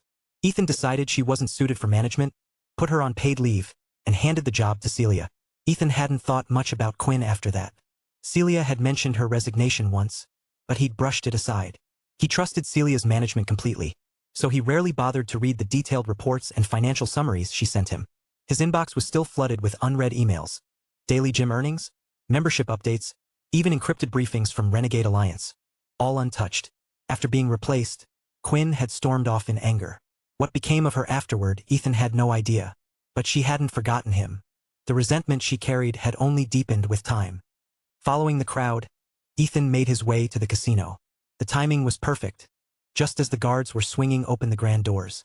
So that was why his soul sense had only detected a handful of staff inside earlier. The casino only opened once the ship entered international waters. He strolled to the cashier's counter and slid his ID card across with casual confidence. $1 million in chips, please, he said, leaning slightly on the counter. Of course, sir. Please enter your PIN, the attendant replied with a professional smile. Beep, beep, beep, beep. Ethan entered the numbers, already noticing the curious looks from nearby players. A few eyebrows lifted. A few murmurs passed. He couldn't help the small surge of pride that came with the attention. Then the mechanical voice cut through the air. Insufficient funds. Current balance. $251. Transaction denied. Ethan froze. The smile on his face faltered. For a long second, he stood there, feeling his pride evaporate like mist. I'm sorry, sir, the attendant began, but our minimum chip value is air.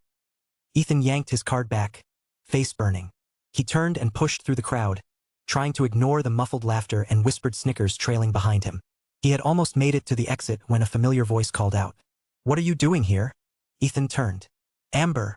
Amber Zane stepped out from the main hall, dressed sharply as ever, her tone halfway between amusement and surprise. The Zane family owns this casino, she said with a smirk. Oh, perfect. Then spot me 100 million in chips to start, Ethan said, throwing up a hand like he was joking, but also not really joking. Amber arched an eyebrow. 100 million? Why not make it 1 billion while you're at it? She turned to leave. If you want to play, use your own money. Hey, I have money. It's just not in my account right now, Ethan said quickly, trailing after her. Right? She said dryly, not even slowing down. He followed her through the corridors until they reached their honeymoon presidential suite. Amber unlocked the door and walked inside, ignoring his attempts to explain himself. He kept talking anyway, trying to charm his way into a small loan. She tossed her handbag onto the sofa and finally turned to face him. You say your money's not in the bank? Then show me. Let's see how much cash you actually have. You couldn't even afford a single $500 chip. I despise gamblers, Ethan. But what I hate even more are broke guys pretending to be rich. She was about to sit down when the air suddenly shifted. Whoosh! Out of nowhere, a storm of green filled the room. $100 bills, thousands of them, spun through the air like a blizzard, swirling around them in a dazzling cascade. Amber froze, staring wide-eyed as the bills fluttered down over the marble floor, the sofa, her hair. The entire suite glittered in green. Ethan just stood there, hands in his pockets, a faint, knowing smile tugging at his lips. Chapter 605. Buried in Cash. Ah! Ethan. MMPH. Amber let out a sharp cry, followed by muffled sounds beneath the pile. I told you I had money, and I meant it. Don't believe me? I'll bury you in cash.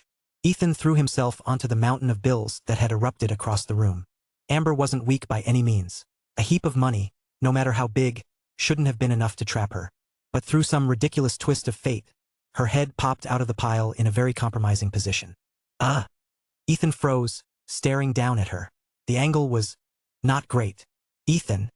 Amber's hair was disheveled, strands falling over her flushed face. Yeah, he replied, still dazed. Get off me. She snapped through gritted teeth. She pushed against him, but somehow couldn't shake him off. I'll get up, just don't. What the hell? You crazy woman. Where are you biting? He didn't even finish before Amber lunged, her teeth bared. Whether it was anger or instinct, she went straight for his most sensitive spot. The fire in her eyes made it very clear. If she got him, she'd make him regret it for life. Ethan's reflexes kicked in. He pushed against her forehead and launched himself backward, tumbling off the money mountain. Amber burst out of the heap right after him, fury written all over her face. Don't do anything stupid, Ethan warned, holding up both hands. Her glare could have sliced through glass. She knew she couldn't beat him, but that didn't stop her from looking ready to try. Humph! Amber turned away, dug through her purse, and pulled out a sleek black card. Without a word, she threw it at him. 1 million. No pin required. Then she spun on her heel and stormed toward the bedroom, the door slamming shut behind her. Ethan caught the card midair, rubbing the back of his neck with a sigh. Feeling awkward and just a little guilty, he headed for the exit. Before leaving, he waved a hand. The scattered bills shimmered and vanished, returning neatly to his storage space. Back in the casino, Ethan stepped up to the chip exchange counter. The crowd had thinned. Most gamblers were already at their tables. Check the balance and exchange everything for chips, he said, sliding the black card across. Of course, sir. Clatter. A moment later, a tray of chips slid out, along with the card. Ethan counted the stack, then frowned. 222,000? Yes, sir. The card held 1 million new age dollars, which converts to exactly 222,000 US dollars. Damn. Stingy woman, he muttered, pocketing both the chips and the card before heading toward the casino floor. Up on the ship's top deck, not far from Ethan and Amber's honeymoon presidential suite, another luxury suite played host to a very different scene. Quinn, the woman who had recognized Ethan earlier, sat beside an elderly man, her current patron. Quinn's eyes flickered with a trace of revulsion, but she didn't resist when his arms slid around her waist. What caught your eye this time? He asked lazily. Oh, Daddy, Quinn let out a few practiced sultry sounds. Haha, the entire cruise ship is mine. Whatever you want, just take it. Now go enjoy yourself. I have an important guest to meet. The old man's hand moved with familiarity, his touch greedy and unrestrained. No, Daddy, Quinn said, forcing a sweet smile. I found something much more interesting today. Her cheeks flushed slightly as she tilted her head toward him. Amber Zane. From the Zane family. The old man's expression shifted instantly, his dull eyes sparking with sudden excitement. Are you sure? Why would I lie to you, Daddy? I wasn't certain at first, but I checked the passenger list. It's really her. What? She's sharing a honeymoon suite with some nobody? His tone darkened, but his eyes gleamed. The last time I saw her was during the casino partnership talks. I've invited her again and again since then, and she refused every single time. Humph. Quinn leaned forward slightly, voice dripping with suggestion. She's just a minor representative the Zane family left behind in the mundane world. Since she's here, maybe there's an opportunity. The old man's grin widened as Quinn quietly laid out her plan. You're being very thoughtful today, he said, laughing. The Zane family's a shell of its former self anyway. Fine. Handle it however you like. He chuckled again and groped her shamelessly, his imagination already running wild. He'd wanted Amber for years. The thought of that cold, untouchable woman becoming a docile plaything in his hands made his pulse race. He pushed Quinn down onto the sofa, ready to take things further. "Oh, Daddy," Quinn cooed, forcing a smile even as disgust flashed in her eyes. "Don't you want to save your strength? Amber might still be untouched." The words landed exactly as she'd intended. "Haha. You know me too well." The old man paused, straightening his clothes with a satisfied grin. "Then I'll take care of it, Daddy," Quinn said, getting to her feet. As she reached the door, she turned back slightly. "What about the man with her? Dispose of him." Quinn's lips curved faintly. That was the answer she'd been waiting for. She turned and walked out, her face shifting from seductive warmth to icy indifference. Hatred glimmered in her eyes, cold and sharp, but there was excitement there too. The old man, meanwhile, could barely contain his glee. To him, Quinn was nothing more than another plaything. A woman he'd picked up by chance and intended to discard once he was bored. But she'd proven far more cunning than expected, learning how to please and manipulate him just enough to earn his favor. Ethan strode onto the casino floor, chest full of confidence and eyes shining with excitement. This was his first time stepping into a place like this, and it felt like stepping into one of the movies he used to watch as a kid. Back then, he dreamed of having supernatural powers, of manipulating cards with a flick of his fingers, winning every hand, and becoming a gambling legend. Now, with the strength of his soul energy, why not make that dream real? Grinning, Ethan surveyed the glittering chaos of the casino floor. Chapter 606. The Reverse Indicator Strikes Back. Dreams were beautiful, until reality hit. When Ethan scanned the gambling equipment with his soul energy, his excitement drained in an instant. "What a load of crap," he muttered under his breath. Every table, every machine, every piece of equipment in the casino had been specially manufactured. Even his soul energy couldn't pierce through them to see what was inside. Of course, this was a Zane family casino. They weren't fools, they'd have anticipated soul energy users and built-in protections. "Screw it, I'll just play casually. I'm here to gather information anyway." His enthusiasm thoroughly dampened. Ethan picked a random table and dropped into a seat. Amber adjusted her hair in the mirror, changed into athletic wear, and stepped out of her bedroom in the presidential suite. She made her way toward the section of the ship where the ethereal battle pods were kept. The moment she left, a crew member slipped into the corridor behind her, keeping a discreet distance. Meanwhile, the old man in the other presidential suite was no longer alone. Shortly after Quinn departed, a young man entered the room. There was nothing remarkable about him. His appearance was the kind that disappeared into a crowd without anyone ever noticing. "Boss Shaw." The old man's tone was warm, almost reverent. If Ethan had been present, he would have recognized him instantly. This was Longer Than Luffy from Ethereal, real name Emery Shaw. Ethan had faced him once in Ember City, then again on the outskirts, before Celeste intervened and pulled him out. Shaw was the rubber man, the one whose limbs could stretch like bands of steel. Back then, Shaw had worn a straw hat, a tank top, shorts, and flip-flops. Now he was dressed like an entirely different person. Sharp business suit, clean shave, not a trace of his former sloppiness. "Mr. Kane, there's no need for formalities," Shaw said with a polite smile. "I'm only catching a ride to Sacred Sea Island and thought I'd pay my respects. I should also apologize. Taking that little girl off your ship the other day didn't cause you any trouble, did it?" "Boss Shaw, please," Kane said quickly, his own smile equally polished. "If not for your pilgrimage site, this route wouldn't be nearly as profitable. We're all here to make money. As for that little girl, it was nothing." The two men spoke like foxes circling each other, their words dripping with courtesy and empty flattery, neither revealing a single honest thought. After some pleasant but meaningless conversation, Shaw excused himself, claiming other matters to attend to. Kane didn't try to stop him and personally walked him to the door. His mind was still turning over what Quinn had said earlier. He wasn't about to discuss that with outsiders around. The little girl Shaw had mentioned was Kiera. Back in the casino, Ethan was on the verge of collapse. In less than 30 minutes he had gone from a towering stack of 222,000 chips down to just 4 lonely tokens. Barely 2,000 left. Behind him, a crowd had gathered. They were cheering, laughing, shouting with every round. Ethan had unintentionally become the table's mascot for misfortune, the perfect reverse indicator in the dice game. Whatever he bet big on, everyone else bet the opposite. For half an hour straight, he hadn't won a single round, while everyone else walked away richer. His face was sour with disbelief. How could anyone be this unlucky? Not a single win. "Come on, buddy. Place your bet already," a greasy-faced fat man snapped, clutching his own stack of chips and glaring at Ethan impatiently. "If you want to bet, then bet. Why the hell do you care what I do?" Ethan shot back, his voice edged with irritation. Buddy, don't be like that. How do I know where to put my money if you don't go first? The fat man said with a grin that made Ethan want to punch him. That's right, cutie. Hurry up and bet. Several women chimed in from across the table, their voices teasing, eyes glittering with mischief. Big sis wants to bet the opposite. Handsome, here's a tip for you. Out of nowhere, a wrinkled old woman shoved a chip into Ethan's shirt. The casino's minimum chip was $500. Ethan froze in shock, staring at her. Don't just stand there. Place your bet. The old woman's face was so caked with makeup it looked like it might peel off in chunks.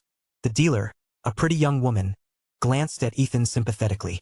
Handsome, I'd advise you to stop playing. Save some money before. She stopped abruptly as the crowd immediately shouted her down, pointing and jeering until she fell silent. Still, she cast Ethan a look filled with pity. Ethan's eyes flicked to the table. Big or small? Screw it. I'm betting the middle. He had just noticed the small area reserved for triples. Without hesitation, he slammed his 5 chips onto it. The crowd went still. Triples. It meant no one could shadow his bets anymore. Whether they chose big or small, it was all on their own luck now. Teach.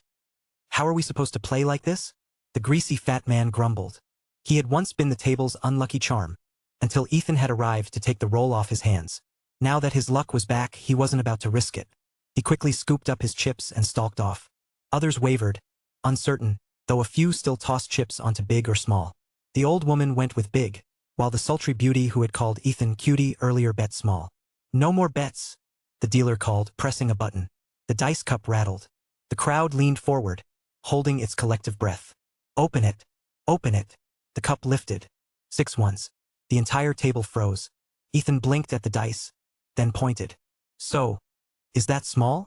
The dealer stared at him, then laughed softly. That's triples. You win. With quick hands she raked the chips together and pushed the entire pile toward him. I won? I actually won. Ethan shot to his feet. His face lit up with shock and joy. Come on, let's keep going. Without even counting, he shoved the entire pile forward again, straight onto triples. The crowd muttered nervously. I don't believe it'll hit again. I'm betting small. This time, more people joined in. The dice rattled. 6 twos. Triples again. The next round. 6 threes. Triples. Round after round, Ethan's mountain of chips grew higher while the faces around him grew darker. His laughter filled the air as everyone else groaned in disbelief. By the time he finally paused to catch his breath, the pile in front of him was staggering. Even with a rough count, he guessed it had to be 7 or 800,000. I'm betting. Ethan pushed all of it forward again, still smiling like a man possessed. Triples. Chapter 607. Dragons roar at the casino. What's going on? The greasy fat man who had left earlier returned, shoving a half-eaten hamburger into his mouth. When he reached the table and realized something had changed, he squeezed through the crowd with surprising determination. Don't even ask, a young woman nearby said sourly, pointing at Ethan as she quickly explained what had just happened. Holy crap! You're all idiots, the fat man blurted out. The insult earned him a chorus of curses. Several people pointed at him angrily, ready to throw him out themselves. TCH. The fat man just scoffed, completely unfazed. He tossed his remaining chips forward. If you're not idiots, then who is? The crowd froze as they saw where his chips landed, right beside Ethan's pile. Silence fell instantly. Several people looked like they wanted to slap themselves. Of course, this guy had been their bad luck charm before. If he was betting there, it had to mean the opposite. How could they have forgotten? A few quick thinkers rushed to push their chips over to the same spot. No more bets. 6 sixes, triples. The dealer's eyes widened. She had just rolled 12 consecutive triples. Even she was starting to wonder if the machine had gone haywire. And this time, no one had bet on big or small. The only wagers were on triples, meaning the casino itself was on the losing end. Ethan had bet triples and she had rolled triples again. The house was going to take a serious hit. Haha, how about that? The greasy man's face lit up with smug triumph. Still think I was wrong to call you idiots? He stretched out his hand toward the beautiful dealer. Pay up. Please wait a moment. The dealer's voice trembled slightly. Her forehead glistened with sweat as she looked down at the pile of chips stacked on triples. Ethan alone had 7 or 800,000 there. Add in the others' bets and it easily topped $1 million. The fat man had gone all in with his 200,000. Her table didn't even have a fraction of that. Even counting the house edge they'd taken in, there was barely 100,000 on hand. As she explained, She reached under the table and pressed a red button. Within moments, a few staff members arrived. She spoke quietly to one of them, outlining the situation. The man in charge frowned, then checked the digital record. His expression stiffened. 12 consecutive triples. He lifted his head and glanced at Ethan, who sat calmly at the table. The greasy fat man, meanwhile, was already mouthing off again. What's the matter? Don't tell me a casino this big can't afford to lose. The newcomer gave a practiced smile. Of course not, sir. We're just performing a routine check. He gestured to his team, who stepped forward to inspect the dice cup. They examined it carefully, tested it, and then shook their heads, no sign of tampering. You may go, the man said to the dealer. She nodded and quickly left. He then opened a black case, took out several stacks of chips, and began paying out Ethan, the fat man, and the rest of the winners. Sir, he said, turning to Ethan with a polite smile. How about I deal for you personally? Ethan was about to answer, but the fat man jumped in first. Buddy, they're switching dealers. If I were you, I'd cash out while you can. He laughed, scooping up his pile of chips and heading toward the exit, clearly thrilled with his winnings. I'm done playing too, Ethan said, calmly collecting his chips. The man across from him froze for a moment. He hadn't expected Ethan to actually leave. Humph! The man let out a low snort. The sound was soft, almost inaudible to the others, but to Ethan, it roared like thunder. Snort at what? Ethan's eyes narrowed. Blue dragon's might. He lifted his gaze and locked eyes with the man. A faint blue light flickered in his pupils as he sent out a surge of spiritual power. Splurt. When the man realized Ethan was using telepathy, his face went blank for a heartbeat. Then a roar filled his mind, deep, animal, like a dragon waking, and pain exploded behind his eyes. He spat blood onto the green felt. Thin rivers of crimson traced down his lips as his body locked up and folded onto the floor. The casino erupted into pandemonium. From the moment the man had approached, Ethan had known he was no ordinary gambler. He could smell the faint aftertaste of soul energy. Someone who had pushed past basic realm and stepped into sovereign rank, then started training soul energy. Not top tier, but dangerous enough if you weren't ready. When the man suggested they play, Ethan had put his guard up. The suggestion was a cover, an excuse to get close. And as Ethan stood to leave, the man had taken his shot. A sneaky soul energy strike, meant to cripple or knock him out. If Ethan had been any ordinary person, that attack likely would have sent him under. Energy wielders like these treated ordinary people as expendable. They relied on surprise and weakness. Ethan had trained himself to be the opposite of ordinary. He never let an aura leak from the outside. He looked human and harmless. That made people underestimate him. He liked that. He liked playing the pig to eat the tiger. Wow, he was fine 1 second and then, the fat man who'd already cashed out returned, pockets empty of chips but heavy with cash. He didn't look shocked at the collapse. To him, it was entertainment. He walked in a lazy circle around the prostrate man, grinning. Then he fixed his eyes on Ethan and said, voice thick with scorn, "Nice nerves, buddy. You dare make a move in a Zane family casino." He had not spoken aloud, and yet Ethan heard him clearly in his head. Ethan frowned. He had not expected that rotund gambler to be a practitioner, too. What do you mean? I didn't touch anyone. Did you see me do anything? Ethan replied telepathically, the thought a cool blade. The fat man's tone went smug. We are both soul energy users. No need for pointless talk. Soul energy user? Ethan's surprise was real. He hadn't detected the fat man's aura at all. Don't bother scanning, the man said, still thinking rather than speaking. We soul energy users learn to hide our traces. You, however, never mind. We'll talk later if there's time. Trouble's coming for you. He broke off the mental thread. They're pushing telepathy too far, leaves ripples others can pick up, and the man had stopped because something had drawn his attention. Ethan turned his head and felt the shift in the crowd. People were pressing aside to make room for someone moving through. At the front of the press was an elderly man. He pushed forward, knelt by the collapsed man, examined him, and then stood up, face tightening. Could we have a word? The elder asked, looking straight at Ethan. After I exchange my chips, Ethan said, gathering them and heading for the exchange window. The elder's expression hardened. He stepped in front of Ethan, blocking his path in 3 quick strides. Amber is missing. Come with me, the old man said quietly. Ethan halted, the chips in his hands suddenly heavy. Seeing the elder stand so deliberately, Ethan assumed confrontation.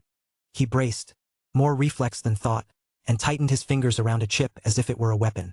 He moved as if to strike, ready to slap the man across the face if things went bad. For all the noise and the blood on the floor, The elder's eyes were calm as rock. He did not flinch. He simply waited for Ethan to decide what he'd do next. Chapter 608. The Suite of Blood and Shadows. What? Ethan froze mid-step. He realized this old man must already know that he and Amber had boarded together. The elder nodded slightly and gestured to his men. One of them reached out toward Ethan's chips. Without hesitation, Ethan handed them over. The two men immediately walked out of the casino. Huh! The fat man who'd been watching expected a scene. Maybe an argument or a fight. But instead, everything ended quietly, with Ethan obediently following the old man. Curious, he trailed after them out of the casino. The moment he stepped outside, he saw Ethan waiting for him with a grin. "Bring him along too," Ethan said to the elder beside him. The old man frowned but nodded. If Ethan hadn't been with Amber earlier, he wouldn't have bothered with the fat man at all. He had come here for one reason: Amber. When word reached him that Ethan had caused a commotion in the casino, he tried calling her immediately. But her phone was off. Alarmed, he sent people to check her room, only to find it empty. Surveillance footage showed Amber's last known location near the ethereal VR pods. When his men checked the area, she was already gone. The Zane family had long built its reputation on the mystical arts. The elder had quickly produced a jade medallion, a communication token engraved with spell arrays, carried by every Zane family member. With it, they could contact one another instantly, no matter the distance. Yet when he sent a message to Amber, it vanished into nothing. He couldn't ignore it, especially since the Quinn family heir had also disappeared on the Flying Dragon ship 2 days earlier. The pattern was too much to dismiss. Acting on instinct, he came straight for Ethan. "Bring me where? I was just minding my own business." The fat man tried to back away as he spoke. Ethan clamped a hand down on his shoulder. No matter how much the man squirmed, his bulk couldn't budge against Ethan's grip. "Let's go. I know where she is." Ethan's eyes narrowed slightly. He had already found Amber's location. "You know where she is, so why drag me along?" The elder glanced sharply at Ethan. His tone, his certainty, he wasn't just guessing. This young man must be a powerful user of soul energy. Before the elder could speak, the fat man blurted out, "I'm just curious about this organization you mentioned earlier. Maybe we can have a nice chat, if you don't mind. That is..." Ethan smirked. "Follow me closely. If you try to run, I'll boil you down for lamp oil." The fat man froze, a nervous laugh escaping him. Ethan wasn't joking. He'd already sensed that Amber wasn't in immediate danger, but time was running short. If they delayed, that could change fast. The elder followed silently behind him. The fat man trailed after, sulking, muttering under his breath. He knew he couldn't fight Ethan, maybe not even survive if he tried. So he shuffled along, his small eyes darting restlessly in every direction. The Zane elder noticed that Ethan was heading toward the top deck, where only 4 presidential suites were located. Could Amber be in one of those? Or had she returned to the honeymoon suite she shared with Ethan? "You want to handle this, or should I?" Ethan suddenly stopped at a door, breaking the elder's thoughts. "This is..." The old man's face tightened. This wasn't one of the 4 regular presidential suites. It was the 5th one, the most exclusive on the entire Dragon's Pride cruise ship. A private room not sold to passengers, reserved only for the ship's owner, Mr. Kane. And today, Mr. Kane was aboard. The elder knew that much. "You're saying Amber is in there?" he asked, surprised. "Can't afford to offend whoever's inside?" Ethan asked quietly. "Not exactly," the old man said carefully. "If Amber's in there, she should be fine. They must be discussing business. Maybe we should leave it at that." He assumed Amber must have come to Mr. Kane's suite on business. The Zane family had extensive dealings with Kane in the mundane world, and as the family's worldly affairs manager, it wasn't unusual for Amber to meet with him privately. Ethan's voice cut through that thought, low and cold. "Discussing business requires being drugged and naked?" The elder froze. "What did you say?" The Zane elder's face drained of color. "I'm saying if you don't hurry," Ethan said coldly. "That old pervert inside is about to succeed." SK. Beside him, the fat man's eyes fluttered, his eyes gleaming with a murky light. He was using his soul sense to peer through the door. Smack. "Don't look at what you shouldn't." Ethan's backhand sent the fat man spinning in place, twice over, before he crashed face first into the wall. Boom! A thunderous impact followed. The Zane elder had driven his fist straight into the presidential suite door, blowing it open. The people inside froze in shock. One man turned pale and stumbled backward. On the sofa lay Amber, unconscious, her face flushed an unnatural red. The man who had fallen was Mr. Kane, and standing beside him was another woman, Quinn. Startled by the explosion of the door, Quinn turned, meeting Ethan's eyes. Panic flashed across her face before she masked it with a cold calm. She had seen him earlier in the casino. She knew this was Zane territory and hadn't dared to act then. She'd planned to settle things with Ethan later, quietly. But now he had come straight to her door. Perfect. Quinn's lips parted, ready to shout. Mr. Kane's bodyguards were next door. Powerful men. Some more dangerous than she was. If she could just call them in. Ethan, you owe me. And now you'll pay. But before the thought even finished forming, Ethan vanished. In the blink of an eye, he was behind her.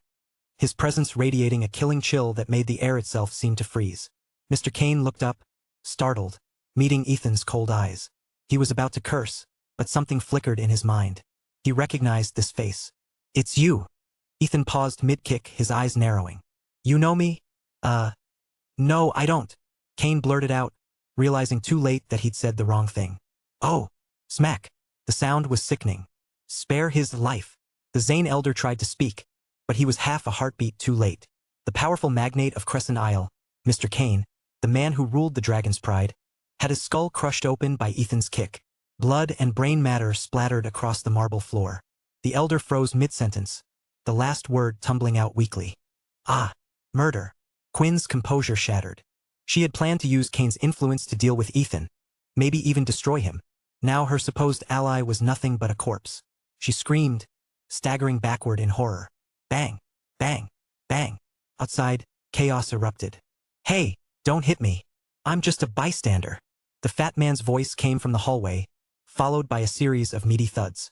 A dozen figures burst through the door. Kane's bodyguards. Ethan's eyes flicked over them once. Well, these weren't ordinary men. He could sense it instantly, mutants, ability users, trained combat specialists. 2 of them were foreigners, each holding a short wooden rod carved with faint sigils, waving them like conductors ready to summon a storm. Ethan's lips curved. Panther form, energy fusion technique, shred. His voice dropped into a growl, and power surged through his veins. It had been a long time since he'd used energy fusion in combat. Slash. 3 arcs of crimson light flashed through the air. The first wave of attackers didn't even have time to scream. Chapter 609, Threads That Lead Back. The dozen or so people in front of Ethan froze in shock, throwing up their abilities in a panic to defend themselves. Slash, slash, slash. The sound of tearing cloth ripped through the air, then silence. 3 streaks of bloody light cut forward. The lowest one skimmed over the fat man sprawled on the floor and punched through the opposite cabin wall, carving 3 neat holes before vanishing into the ocean. Not even a splash. The water simply parted, swallowing the light hole. The suite fell quiet. Everyone facing Ethan remained locked in their stances, motionless as if they had turned to stone. Drip. A thin stream of blood slid down a man's neck and spattered on the floor. The small sound acted like a trigger. Bodies collapsed in unison.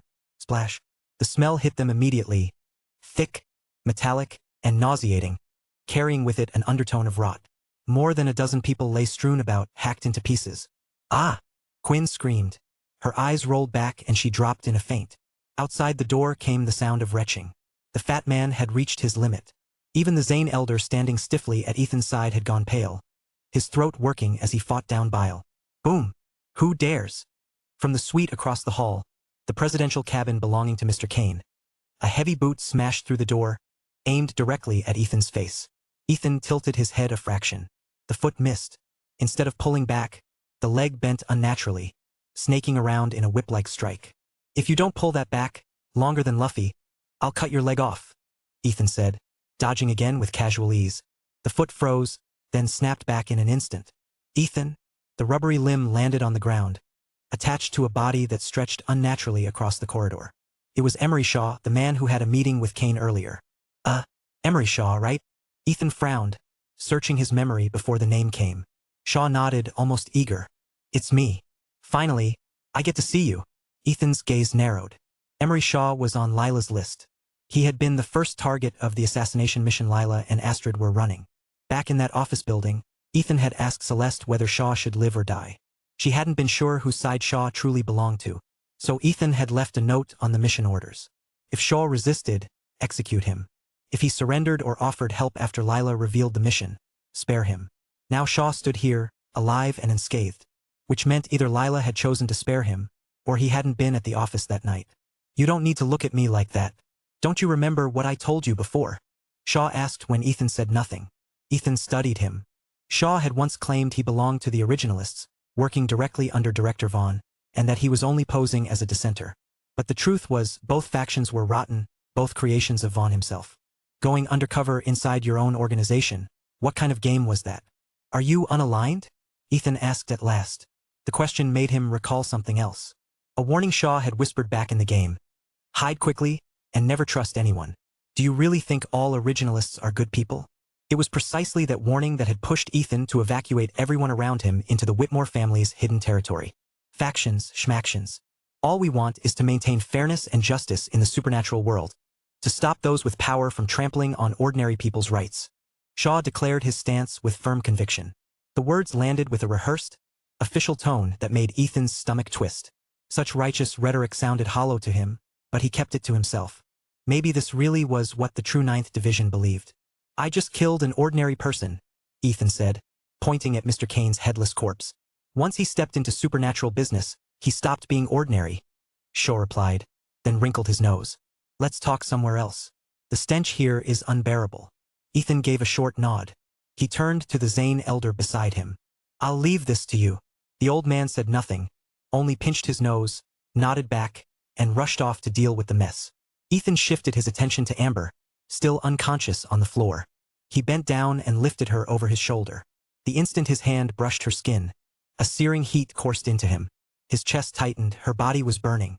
She had been heavily drugged, the kind of concoction that reeked of a powerful aphrodisiac. He took a step toward the door, then stopped. Quinn still lay sprawled on the ground. Ethan hooked her up with his foot, slung her under his arm, and carried both women toward his own honeymoon presidential suite. Shaw and the fat man followed silently, still dazed from the carnage.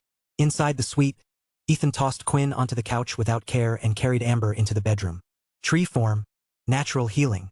He activated the cleansing ability. It was a skill meant to purge toxins, magical disturbances, and other foreign influences from the body.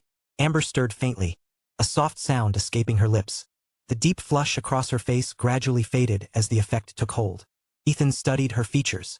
He couldn't tell if the drug had left lasting damage, but at least outwardly, her condition was stabilizing.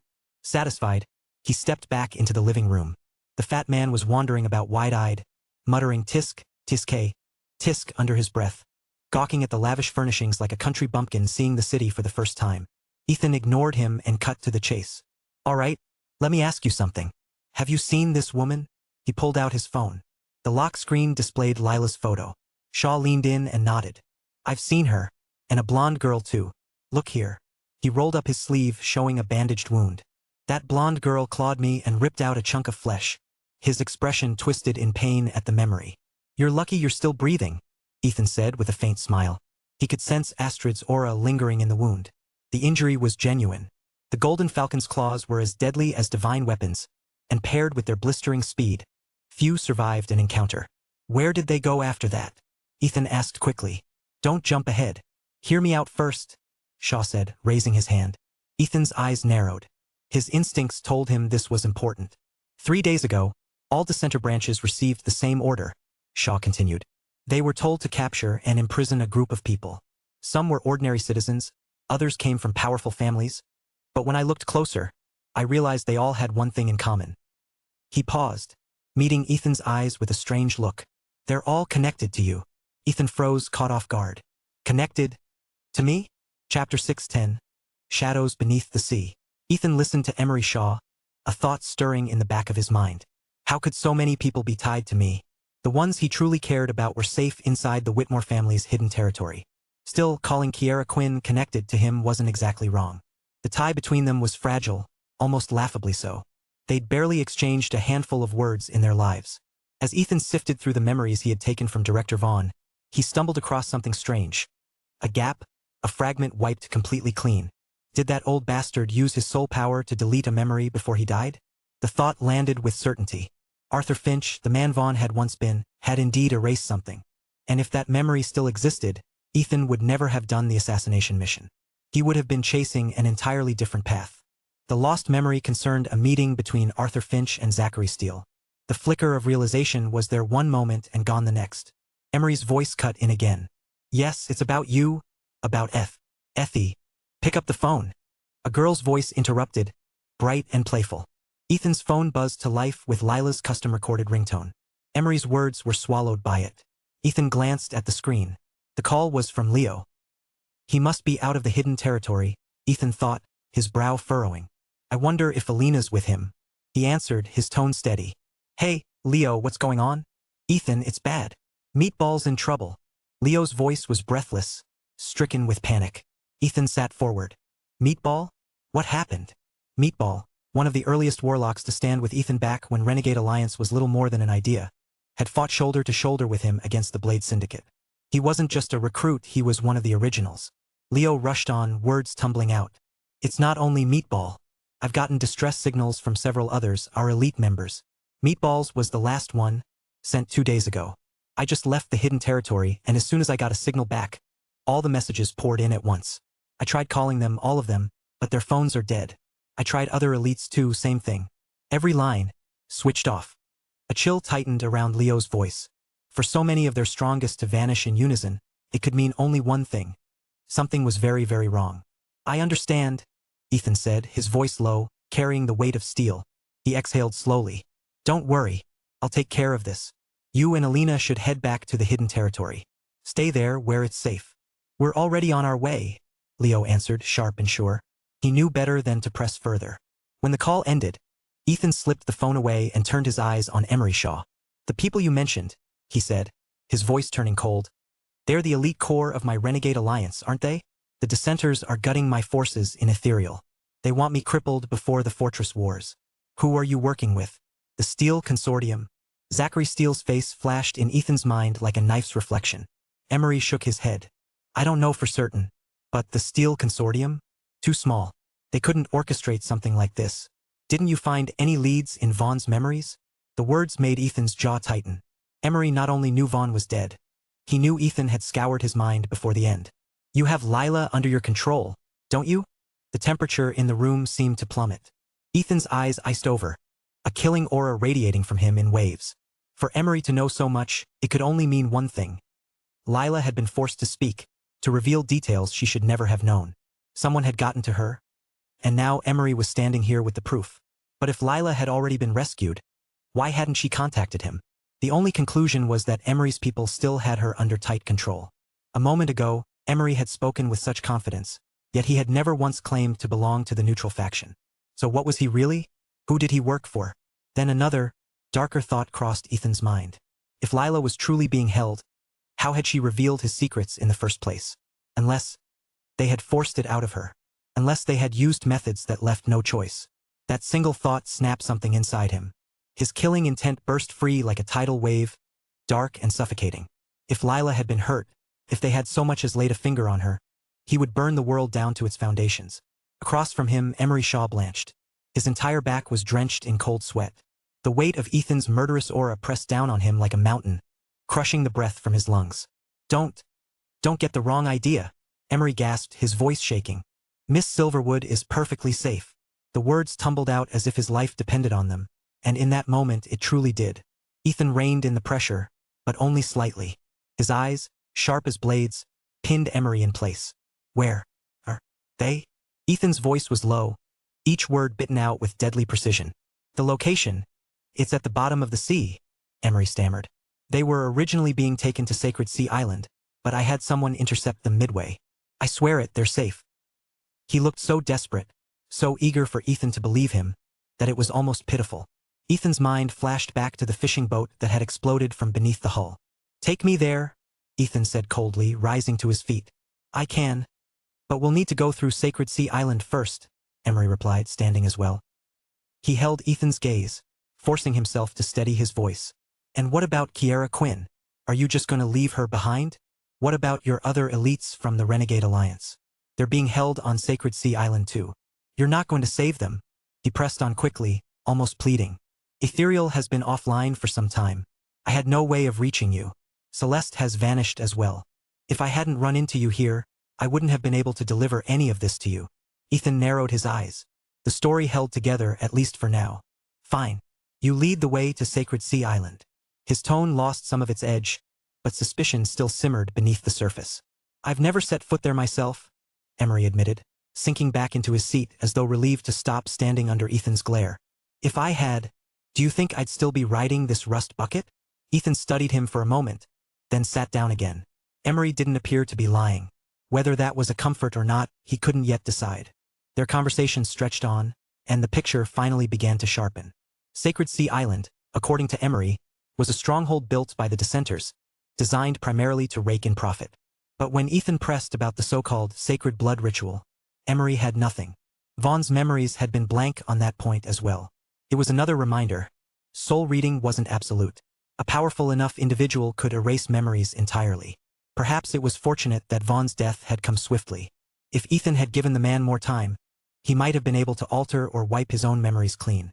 Still, the fact lingered like a thorn. Vaughn had erased this memory specifically, and only this memory just before dying. That alone was enough to prove Sacred Sea Island wasn't just a profit-making enterprise. It was hiding something far more important. Chapter 6:11. The Serpent's Poisoned Desire. Ethan studied Emery Shaw carefully. The man was reluctant to share much about the mysterious location he had mentioned. All he would say was that an entire city lay hidden beneath the sea. That alone was enough to stir Ethan's curiosity. What kind of people could build a massive city on the ocean floor? Did they all walk around strapped to oxygen tanks, or had they created some other way to survive down there? Both places Emery had spoken of seemed worth investigating. Ethan hadn't expected such a small planet like Earth to be tangled in such a complex web of powers. In some ways it was even more unpredictable than the vast sea of death. Who was it that injured the girl with Lila on that island? Ethan asked suddenly, wondering what kind of being could possess that level of strength. It was a snake from the Serpent Isles. Emery blurted, genuine fear flashing across his face. The Serpent Isles? A snake? You were there. Ethan raised his brows. It made sense, so it hadn't been a human after all. His earlier judgment had been correct. Magical beasts weren't restrained by Earth's natural laws. Emery nodded. That place was a transit station. The dissenters are using several of them to move the people they've captured. In the end, they're all being sent to Sacred Sea Island. Honestly, I didn't expect to encounter forces from the Serpent Isles there. I kept hidden, and then I ran. His voice lowered as he described Astrid's battle with the giant snake. Even now, fear lingered in his expression. Ethan caught something that didn't add up. How did you escape? If they were that powerful, how could you possibly slip away? Emery's expression twisted oddly. Then his body went limp, dissolving into a pool of black tar that spread across the sofa. Within moments his entire presence vanished, leaving nothing behind but an ordinary-looking couch. Holy hell, that's impressive. Don't tell me you just melted out of fear back then. Ethan stared, half amused, half stunned. The tar rippled, then slowly reformed into Emery's human shape. What do you mean, melted out of fear? That was quick thinking. Thank you very much. Emery shot back without missing a beat. Ethan was left speechless. He had always thought Emery was just unusually tall and lanky. He never imagined the man could actually shapeshift. All the while, the fat man had been sprawled across the sofa, snoring lightly, as if none of this concerned him in the slightest. Then came a knock, knock, knock. Someone was at the door. Ethan extended his soul sense and immediately recognized the presence. An elder of the Zane family. Everything's cleaned up. We've taken full control of the ship. But... The elder hesitated, his expression shifting. But what? Ethan pressed.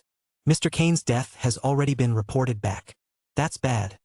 If word of Kane's death reaches Crescent Isle, their connections to Sacred Sea Island will be alerted, Emery said urgently. Ethan's expression darkened. The situation was tightening around them.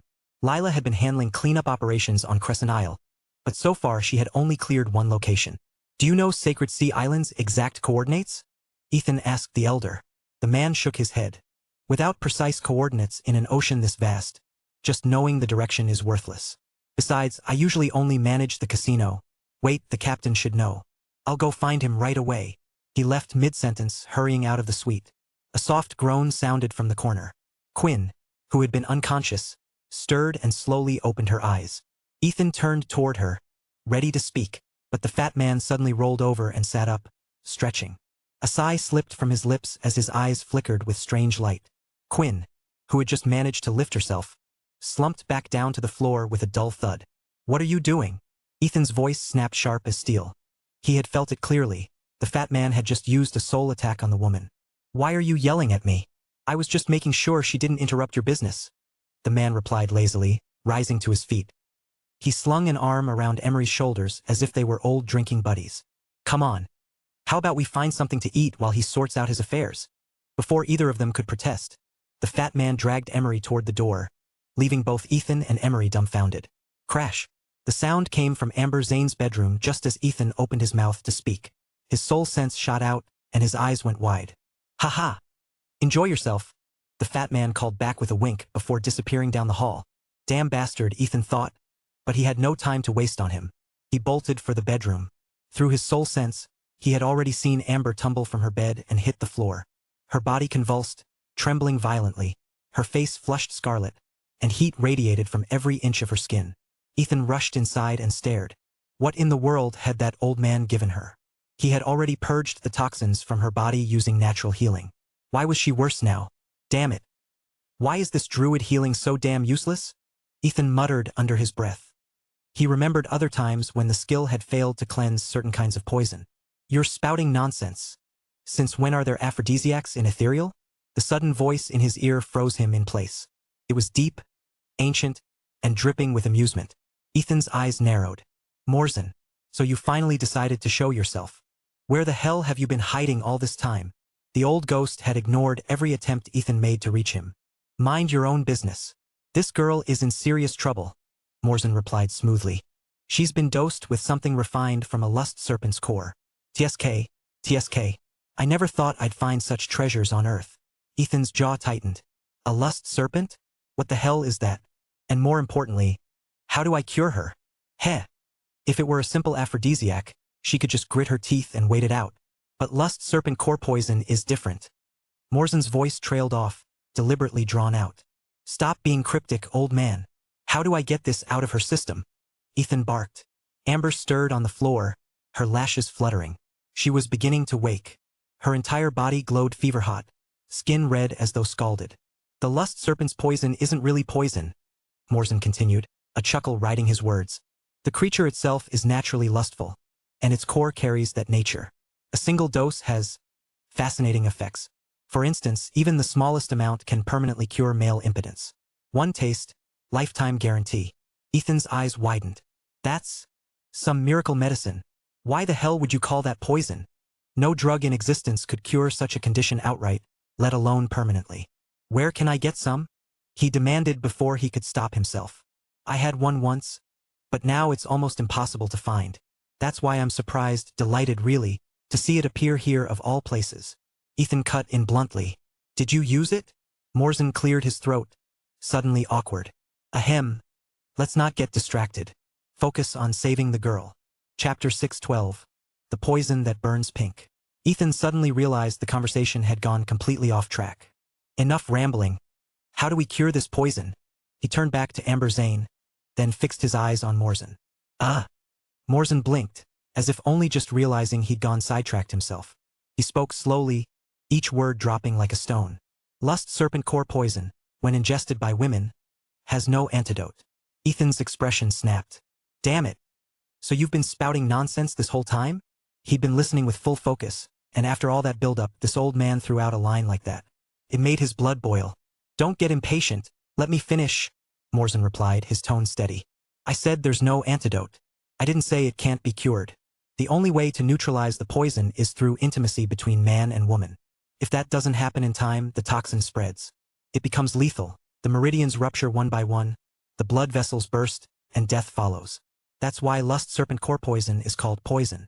Morzan's voice faded, and he fell silent. Ethan just stood there, eyes wide. If you want to save her, act quickly. Any later and this girl is finished. I'm going back to sleep. With that final sentence, Morzan withdrew into silence. Ethan clenched his fists. Cure her? What the hell am I supposed to do? He was speechless. Amber Zane wasn't just some stranger. She was Lila's childhood friend, her closest companion. Even if she hadn't been, why should he be the one to cure her? What did her poisoning have to do with him? But what Ethan didn't realize was that Amber's condition was tied to him in more ways than he knew. On the fur carpet, Amber writhed, her body twisting as soft. Unsteady moans escaped her lips. The sound sent a shiver down Ethan's spine. Then something Yaya had once told him surfaced in his mind. Back at the noodle shop, she'd said the tree of life inside him had changed his very constitution, making him immune to all poisons. Even his blood could act as an antidote. Ethan's eyes lit up. If that were true, couldn't he just give Amber some of his blood? He called out to Yaya in his mind, seeking confirmation. Nothing. Frowning, he called out again, then tried reaching Luna, Beastie, even the others. Still nothing. Alarmed, Ethan swept through his mindscape with soul sense. Everything, the Twilight War Spear, the Tree of Life, the Four Sealed Islands, had reverted to their original dormant states. Normally, those little troublemakers would manifest in human form, running around his mindscape with endless chatter. They were so noisy that Ethan often had to seal off parts of his consciousness just to think straight. But now, silence. What was going on? He stood there dumbfounded, his puzzlement only growing heavier. A soft sound broke his thoughts. Amber's eyelashes trembled. Her eyes fluttered open, unfocused and hazy, before she sat up slowly. One hand pressed to her neck, her skin flushed as if burning from the inside. Then, without hesitation, she clawed at her clothes. Hey! Don't! Rip! The sound of fabric tearing filled the air. Ethan froze, rooted to the spot. His eyes nearly bulged out of his head. Heat radiated off her body, a flush so deep it tinted the air around her. He couldn't stop himself from swallowing. This woman, her figure was beyond anything he had expected. Amber's head turned at the sound of his voice. Her gaze snapped to his face, and Ethan felt it instantly. Two waves of fiery intent, sharp and aggressive, locked onto him. Shit! What are you trying to do? You, don't come any closer. Amber moved toward him, and Ethan felt a rush of danger, as if the walls of the room themselves had shifted. Ethan snatched the bedsheet off the bed and rushed forward, wrapping it tightly around Amber's body before she could tear off anything else. Amber, calm down. I'll find a way to detoxify you. His own body was heating up, the scent in the air crawling under his skin, but his rationality held firm. This was Lila's best friend. If something happened here, how would he ever face Lila again? Amber let out a low, strange moan, her height nearly level with his own. Ethan glanced at her face without meaning to. Whoosh! Amber exhaled, and from her mouth and nose poured a fragrant breath laced with shimmering pink mist. Ethan's breath hitched. He inhaled all of it before he could react, every wisp of that cloying sweetness searing through his lungs. Damn! Why am I getting dizzy? Am I not supposed to be immune to all poisons? From deep within the chaos of his mindscape, Morzen's voice drifted like a mutter in his sleep. I said it's only called poison.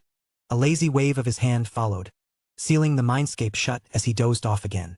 Light and shadow warped before Ethan's eyes. The room dissolved, replaced by a hazy world washed in pink. There, through the mist, Amber's figure writhed. Her flushed cheeks glowed, her limbs trembled, her body shifting restlessly in the haze.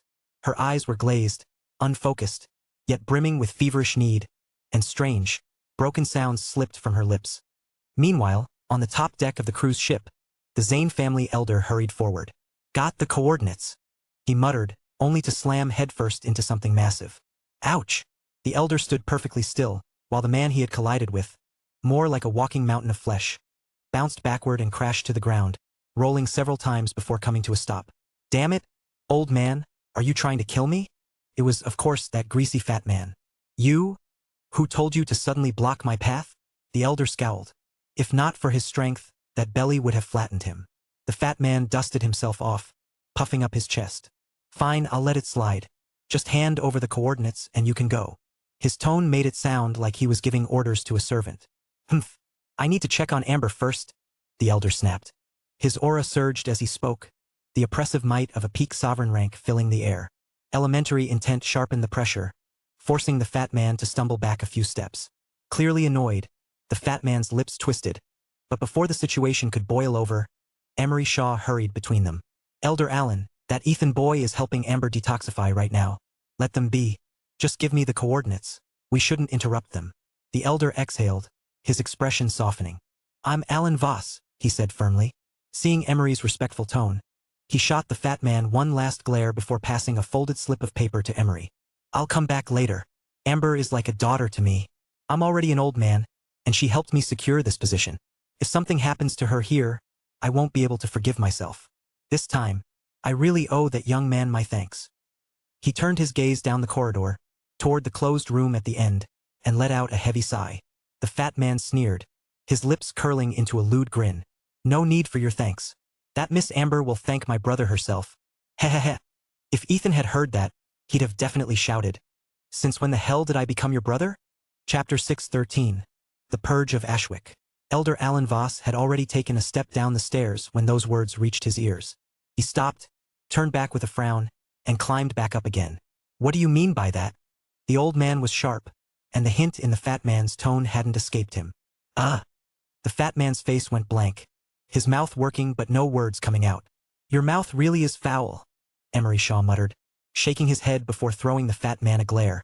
Then he turned toward Voss. Don't worry, old man. Look at this. We found it under the sofa in Kane's room earlier. Alan Voss accepted the item and raised it to the light. It was a small porcelain bottle. His brow creased with suspicion as he worked the stopper loose, taking his time. Lust serpent core, he whispered. He brought the bottle close, caught a whiff, and immediately recoiled, his face flushing red. Ha! The old man knows his stuff. The fat man's laughter rang out. Could it be that Amber, she? Alan Voss froze, his eyes darting toward the distant room. Most likely, Emery said, his expression shifting into something unreadable. At that, Alan Voss's face darkened. This is terrible. Something big is about to happen. He slapped his thigh and looked ready to storm across the hall. His gaze lingered on the suite's closed door, flickering with unease. He knew exactly what the lust serpent core meant. Without detoxification, there was only one end, death. A heavy silence stretched between them before Alan Voss let out a long sigh. Forget it. This isn't something I can interfere with. Even as he spoke, his eyes slid back to the porcelain bottle in Emery's hand. His cheeks reddened, and after an awkward pause he muttered, Could you spare me a little of that? Just a tiny amount would do. The room fell silent. Both Emery and the fat man stared at him in disbelief. You shameless old goat. How old are you? The fat man barked, half laughing, half scolding. Alan Voss's face turned crimson, as red as a monkey's backside. He drew in a deep breath and spoke with uncharacteristic candor. In my youth, I injured myself practicing energy circulation. Since then I've been childless, and I've spent my life searching for the lust serpent core. I had already resigned myself to dying without heirs, but now that I've seen it with my own eyes, I can't help but sigh. Shameful, truly shameful. The Voss family has always passed its legacy down through a single heir. I fear it will end with me. Hearing this, both Emery and the fat man grew serious. The old man wasn't lusting after forbidden medicine. He was desperate and sick. For an energy user, 60 isn't old, Emery said at last. As long as your body holds up, having a child is still possible. Take it all. But, old man, if you're serious about this, you'll need a younger wife. Tell me, do you even have a spouse? Before Voss could answer, the fat man snatched the porcelain bottle from Emery's hand and shoved it at him as if it had belonged to him all along. Voss blinked, startled, while Emery rolled his eyes. By the time the sun sank, the sea was dark and still, the only light coming from the brilliant glow of the Dragon's Pride cruise ship. From a distance, it shone like a floating palace on the water. But the city of Ashwick had been far from peaceful that afternoon. It had only just settled in the last half hour, and even now many were still rattled by what had happened. These weren't ordinary townsfolk. They were members of Ashwick's hidden world, envoys of the 8 great families, representatives of the capital's supernatural offices, and disciples of the secret societies that kept watch in the city. Only hours ago, a squad had appeared from nowhere, calling themselves the 9th Division, M Squad, on official elimination duty. Every dissenter they found was killed on sight. At first, everyone believed the originalists had finally struck, wiping the dissenters out in one sweep. It seemed, to all eyes, that the 9th Division had come to purge the city and settle old factional disputes once and for all. However, news soon spread that this mysterious squad wasn't only hunting dissenters. They were also striking at originalist personnel. The revelation left everyone in turmoil. Before they could even begin to make sense of it, another shock followed. The originalist Council of 9 had been attacked. 6 were killed instantly, 2 were captured, and 1 managed to escape, though not for long. His flight was dramatic. A Serpentile ninja squad swooped in to extract him, but 10 minutes later the truth spread like wildfire. The so-called escapee wasn't an originalist at all. He was a Serpent Islander planted within their council. The man's escape techniques were formidable, but they failed him when a youth descended from the skies, flying on talismans and wielding runic arts. In a single battle, the traitor was slain, and the 32 Serpent Isle elites who had rushed to his aid were completely annihilated. The entire supernatural community buzzed with awe and disdain. To flaunt Serpent Isle trickery before grandmasters was folly. Their end had been deserved. The 9 council members of the originalist faction had been revered as supreme experts, each a transcendent rank powerhouse. And yet this so-called M Squad of the 9th Division had wiped them out. At first, people scoffed at the name. By rank, M Squad sounded like the lowest tier. After all, squads were usually labeled from a downward. But this division's teams were arranged differently, by the rows of a typewriter's keys. From QWE to BNM, M marked the very end. What made it stranger was their claim that they weren't from Ashwick headquarters at all, but from distant Ember City. Resistance came quickly. Ashwick's own 9th Division deployed its Q Squad, supposedly one of their elite forces, to intercept them. But the fight was laughably one-sided. According to eyewitnesses, only one youth in black took action. With a single lightning orb, he reduced the entire Q Squad to helpless wreckage. It became clear this M Squad was not indiscriminate in their slaughter. They moved with surgical precision, eliminating specific targets while ignoring the rest. That alone unsettled the great families and secret societies more than if the squad had simply gone on a rampage. No one dared to act rashly. They could only wait and see.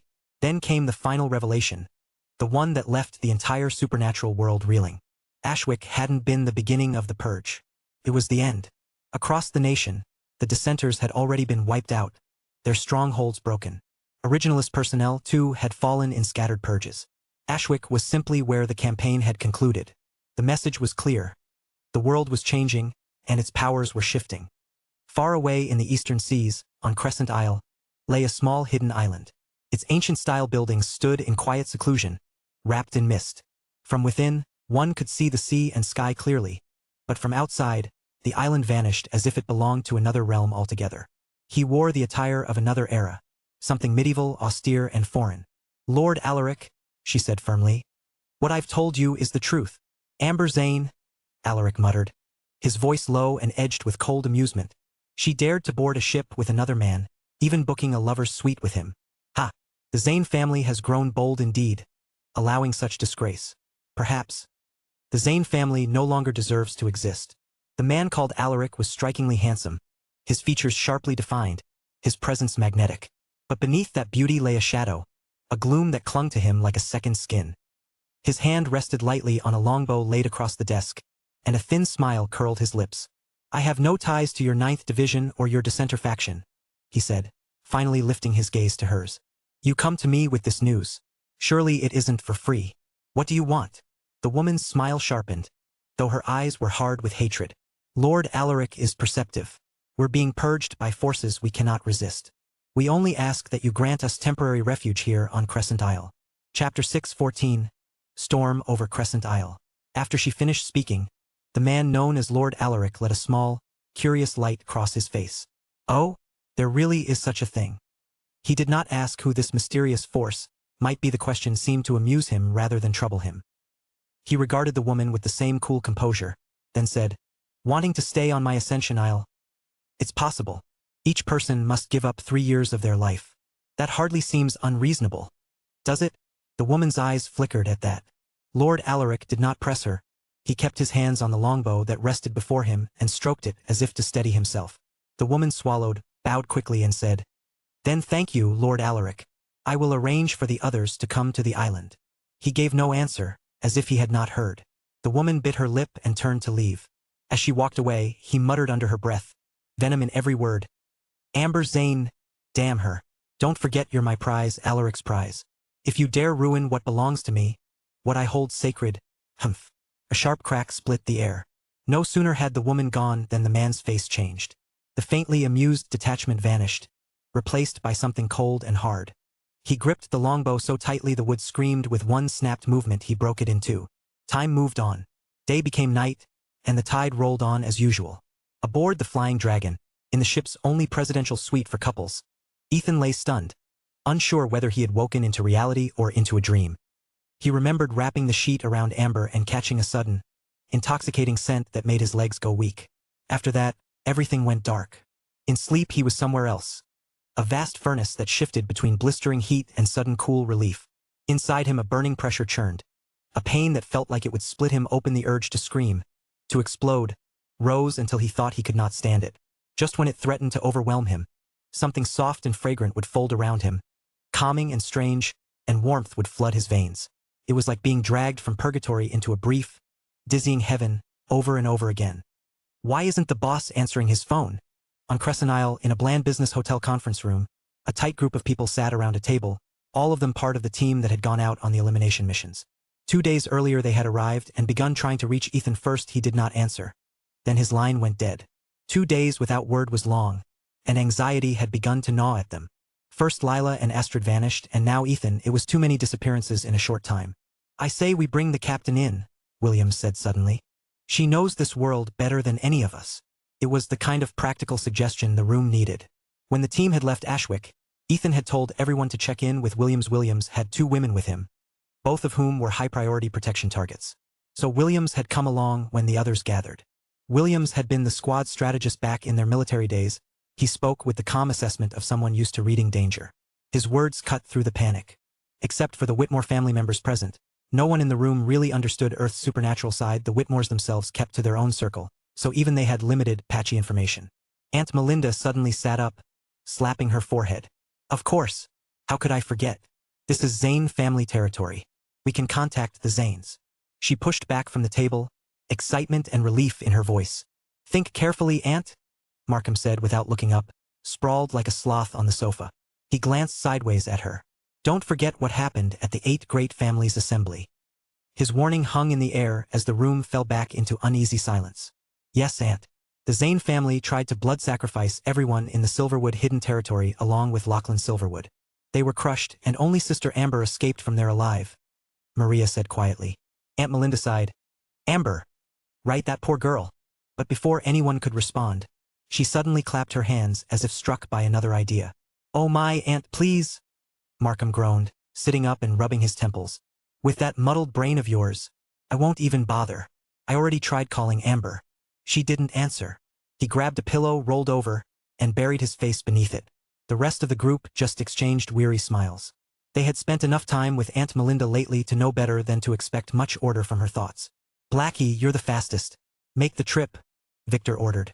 "All right," Blackie replied simply. He was standing by the window. The next moment, with a soft whoosh, he vanished into thin air. Markham suddenly bolted upright. "Wait!" Everyone turned. "What's wrong?" "He can't open the Whitmore Hidden Territories portal," Markham groaned, dragging a hand down his face. "For crying out loud, how can someone move that fast and still not think first?" The room fell silent for a beat. They all realized it at the same time. Blackie had gone alone. Without a Whitmore family member, he wouldn't be able to enter the Hidden Territory at all. He should have taken someone. Victor, Williams, even one of the Chase siblings would have worked. "I'll go," said Starfall, rising from his chair. "Then we'll trouble you, sir," Victor said respectfully. Everyone knew, though Ethan himself did not, that Starfall was his father. None of them would have dared to treat him casually. But before Starfall could act, the sky itself erupted. Boom! A deafening roar shook the building. The sunlight vanished, swallowed by a surge of thick black clouds rolling in from the horizon. Within moments, the clear blue had turned to storm-dark gray. "How's it raining again?" Hank muttered, squinting out the window, his breath reeking faintly of liquor. "I've lived 100 years by the Sea of Death, and I've seen fewer storms than we've had these past 2 days." Thunder cracked overhead. Boom, boom, boom, each one sharper than the last. "Something's wrong," Micah said suddenly, his tone shifting, his eyes narrowed. "That's Blackie's aura." He rushed to the window, pushing it open as wind and rain burst in. "Blackie!" Everyone's nerves went taut. "It's definitely him," Regis said, stepping forward, his gaze fixed on the roiling sky. "And there's another presence out there. Something massive." Without another word, he shot up into the storm. Far across the sea, Ethan was still trapped in his strange dream. The burning agony had faded, replaced by a cool, soothing current that flowed gently through his veins. The sensation refreshed him, restoring something deep within. Inside his body, the tree of life, the quintessence bone, and the black hole-like core all fought desperately for that pure energy. The ancestral dragon's imperial aura, once the most dominant force, had been pushed aside, compressed into a corner of his body. But now, with no other energy devouring it, the dragon aura stirred again. It hesitated, then surged forward like a beast breaking its chains, rushing into the core to join the violent struggle. The flood of energy poured through him. Ethan's cells felt as though they had been starving for centuries. Each one drank in the power greedily, changing, strengthening, reborn. The torment faded, leaving only an overwhelming, almost intoxicating coolness. And at last, after what felt like countless descents into fire and climbs into light, Ethan's consciousness began to rise from the depths. Slowly, his mind cleared. "Hello everyone, this is Shadow. Due to copyright restrictions on YouTube, I can't publish many of the audiobooks you love. That's why I've created a special paid service where you can enjoy over 300 high-quality audiobooks from platforms like Webnovel, Pocket FM, Audible, Wuxia, and more. Each novel comes as a one-time purchase, no subscriptions, no hidden fees. After payment, you'll receive full access via Telegram, along with all future updates for that novel. You'll find a wide selection of your favorite genres and titles, always in premium audio quality. Check the full list of available novels in the description. DM me now to get your favorite stories in audiobook form and start listening today.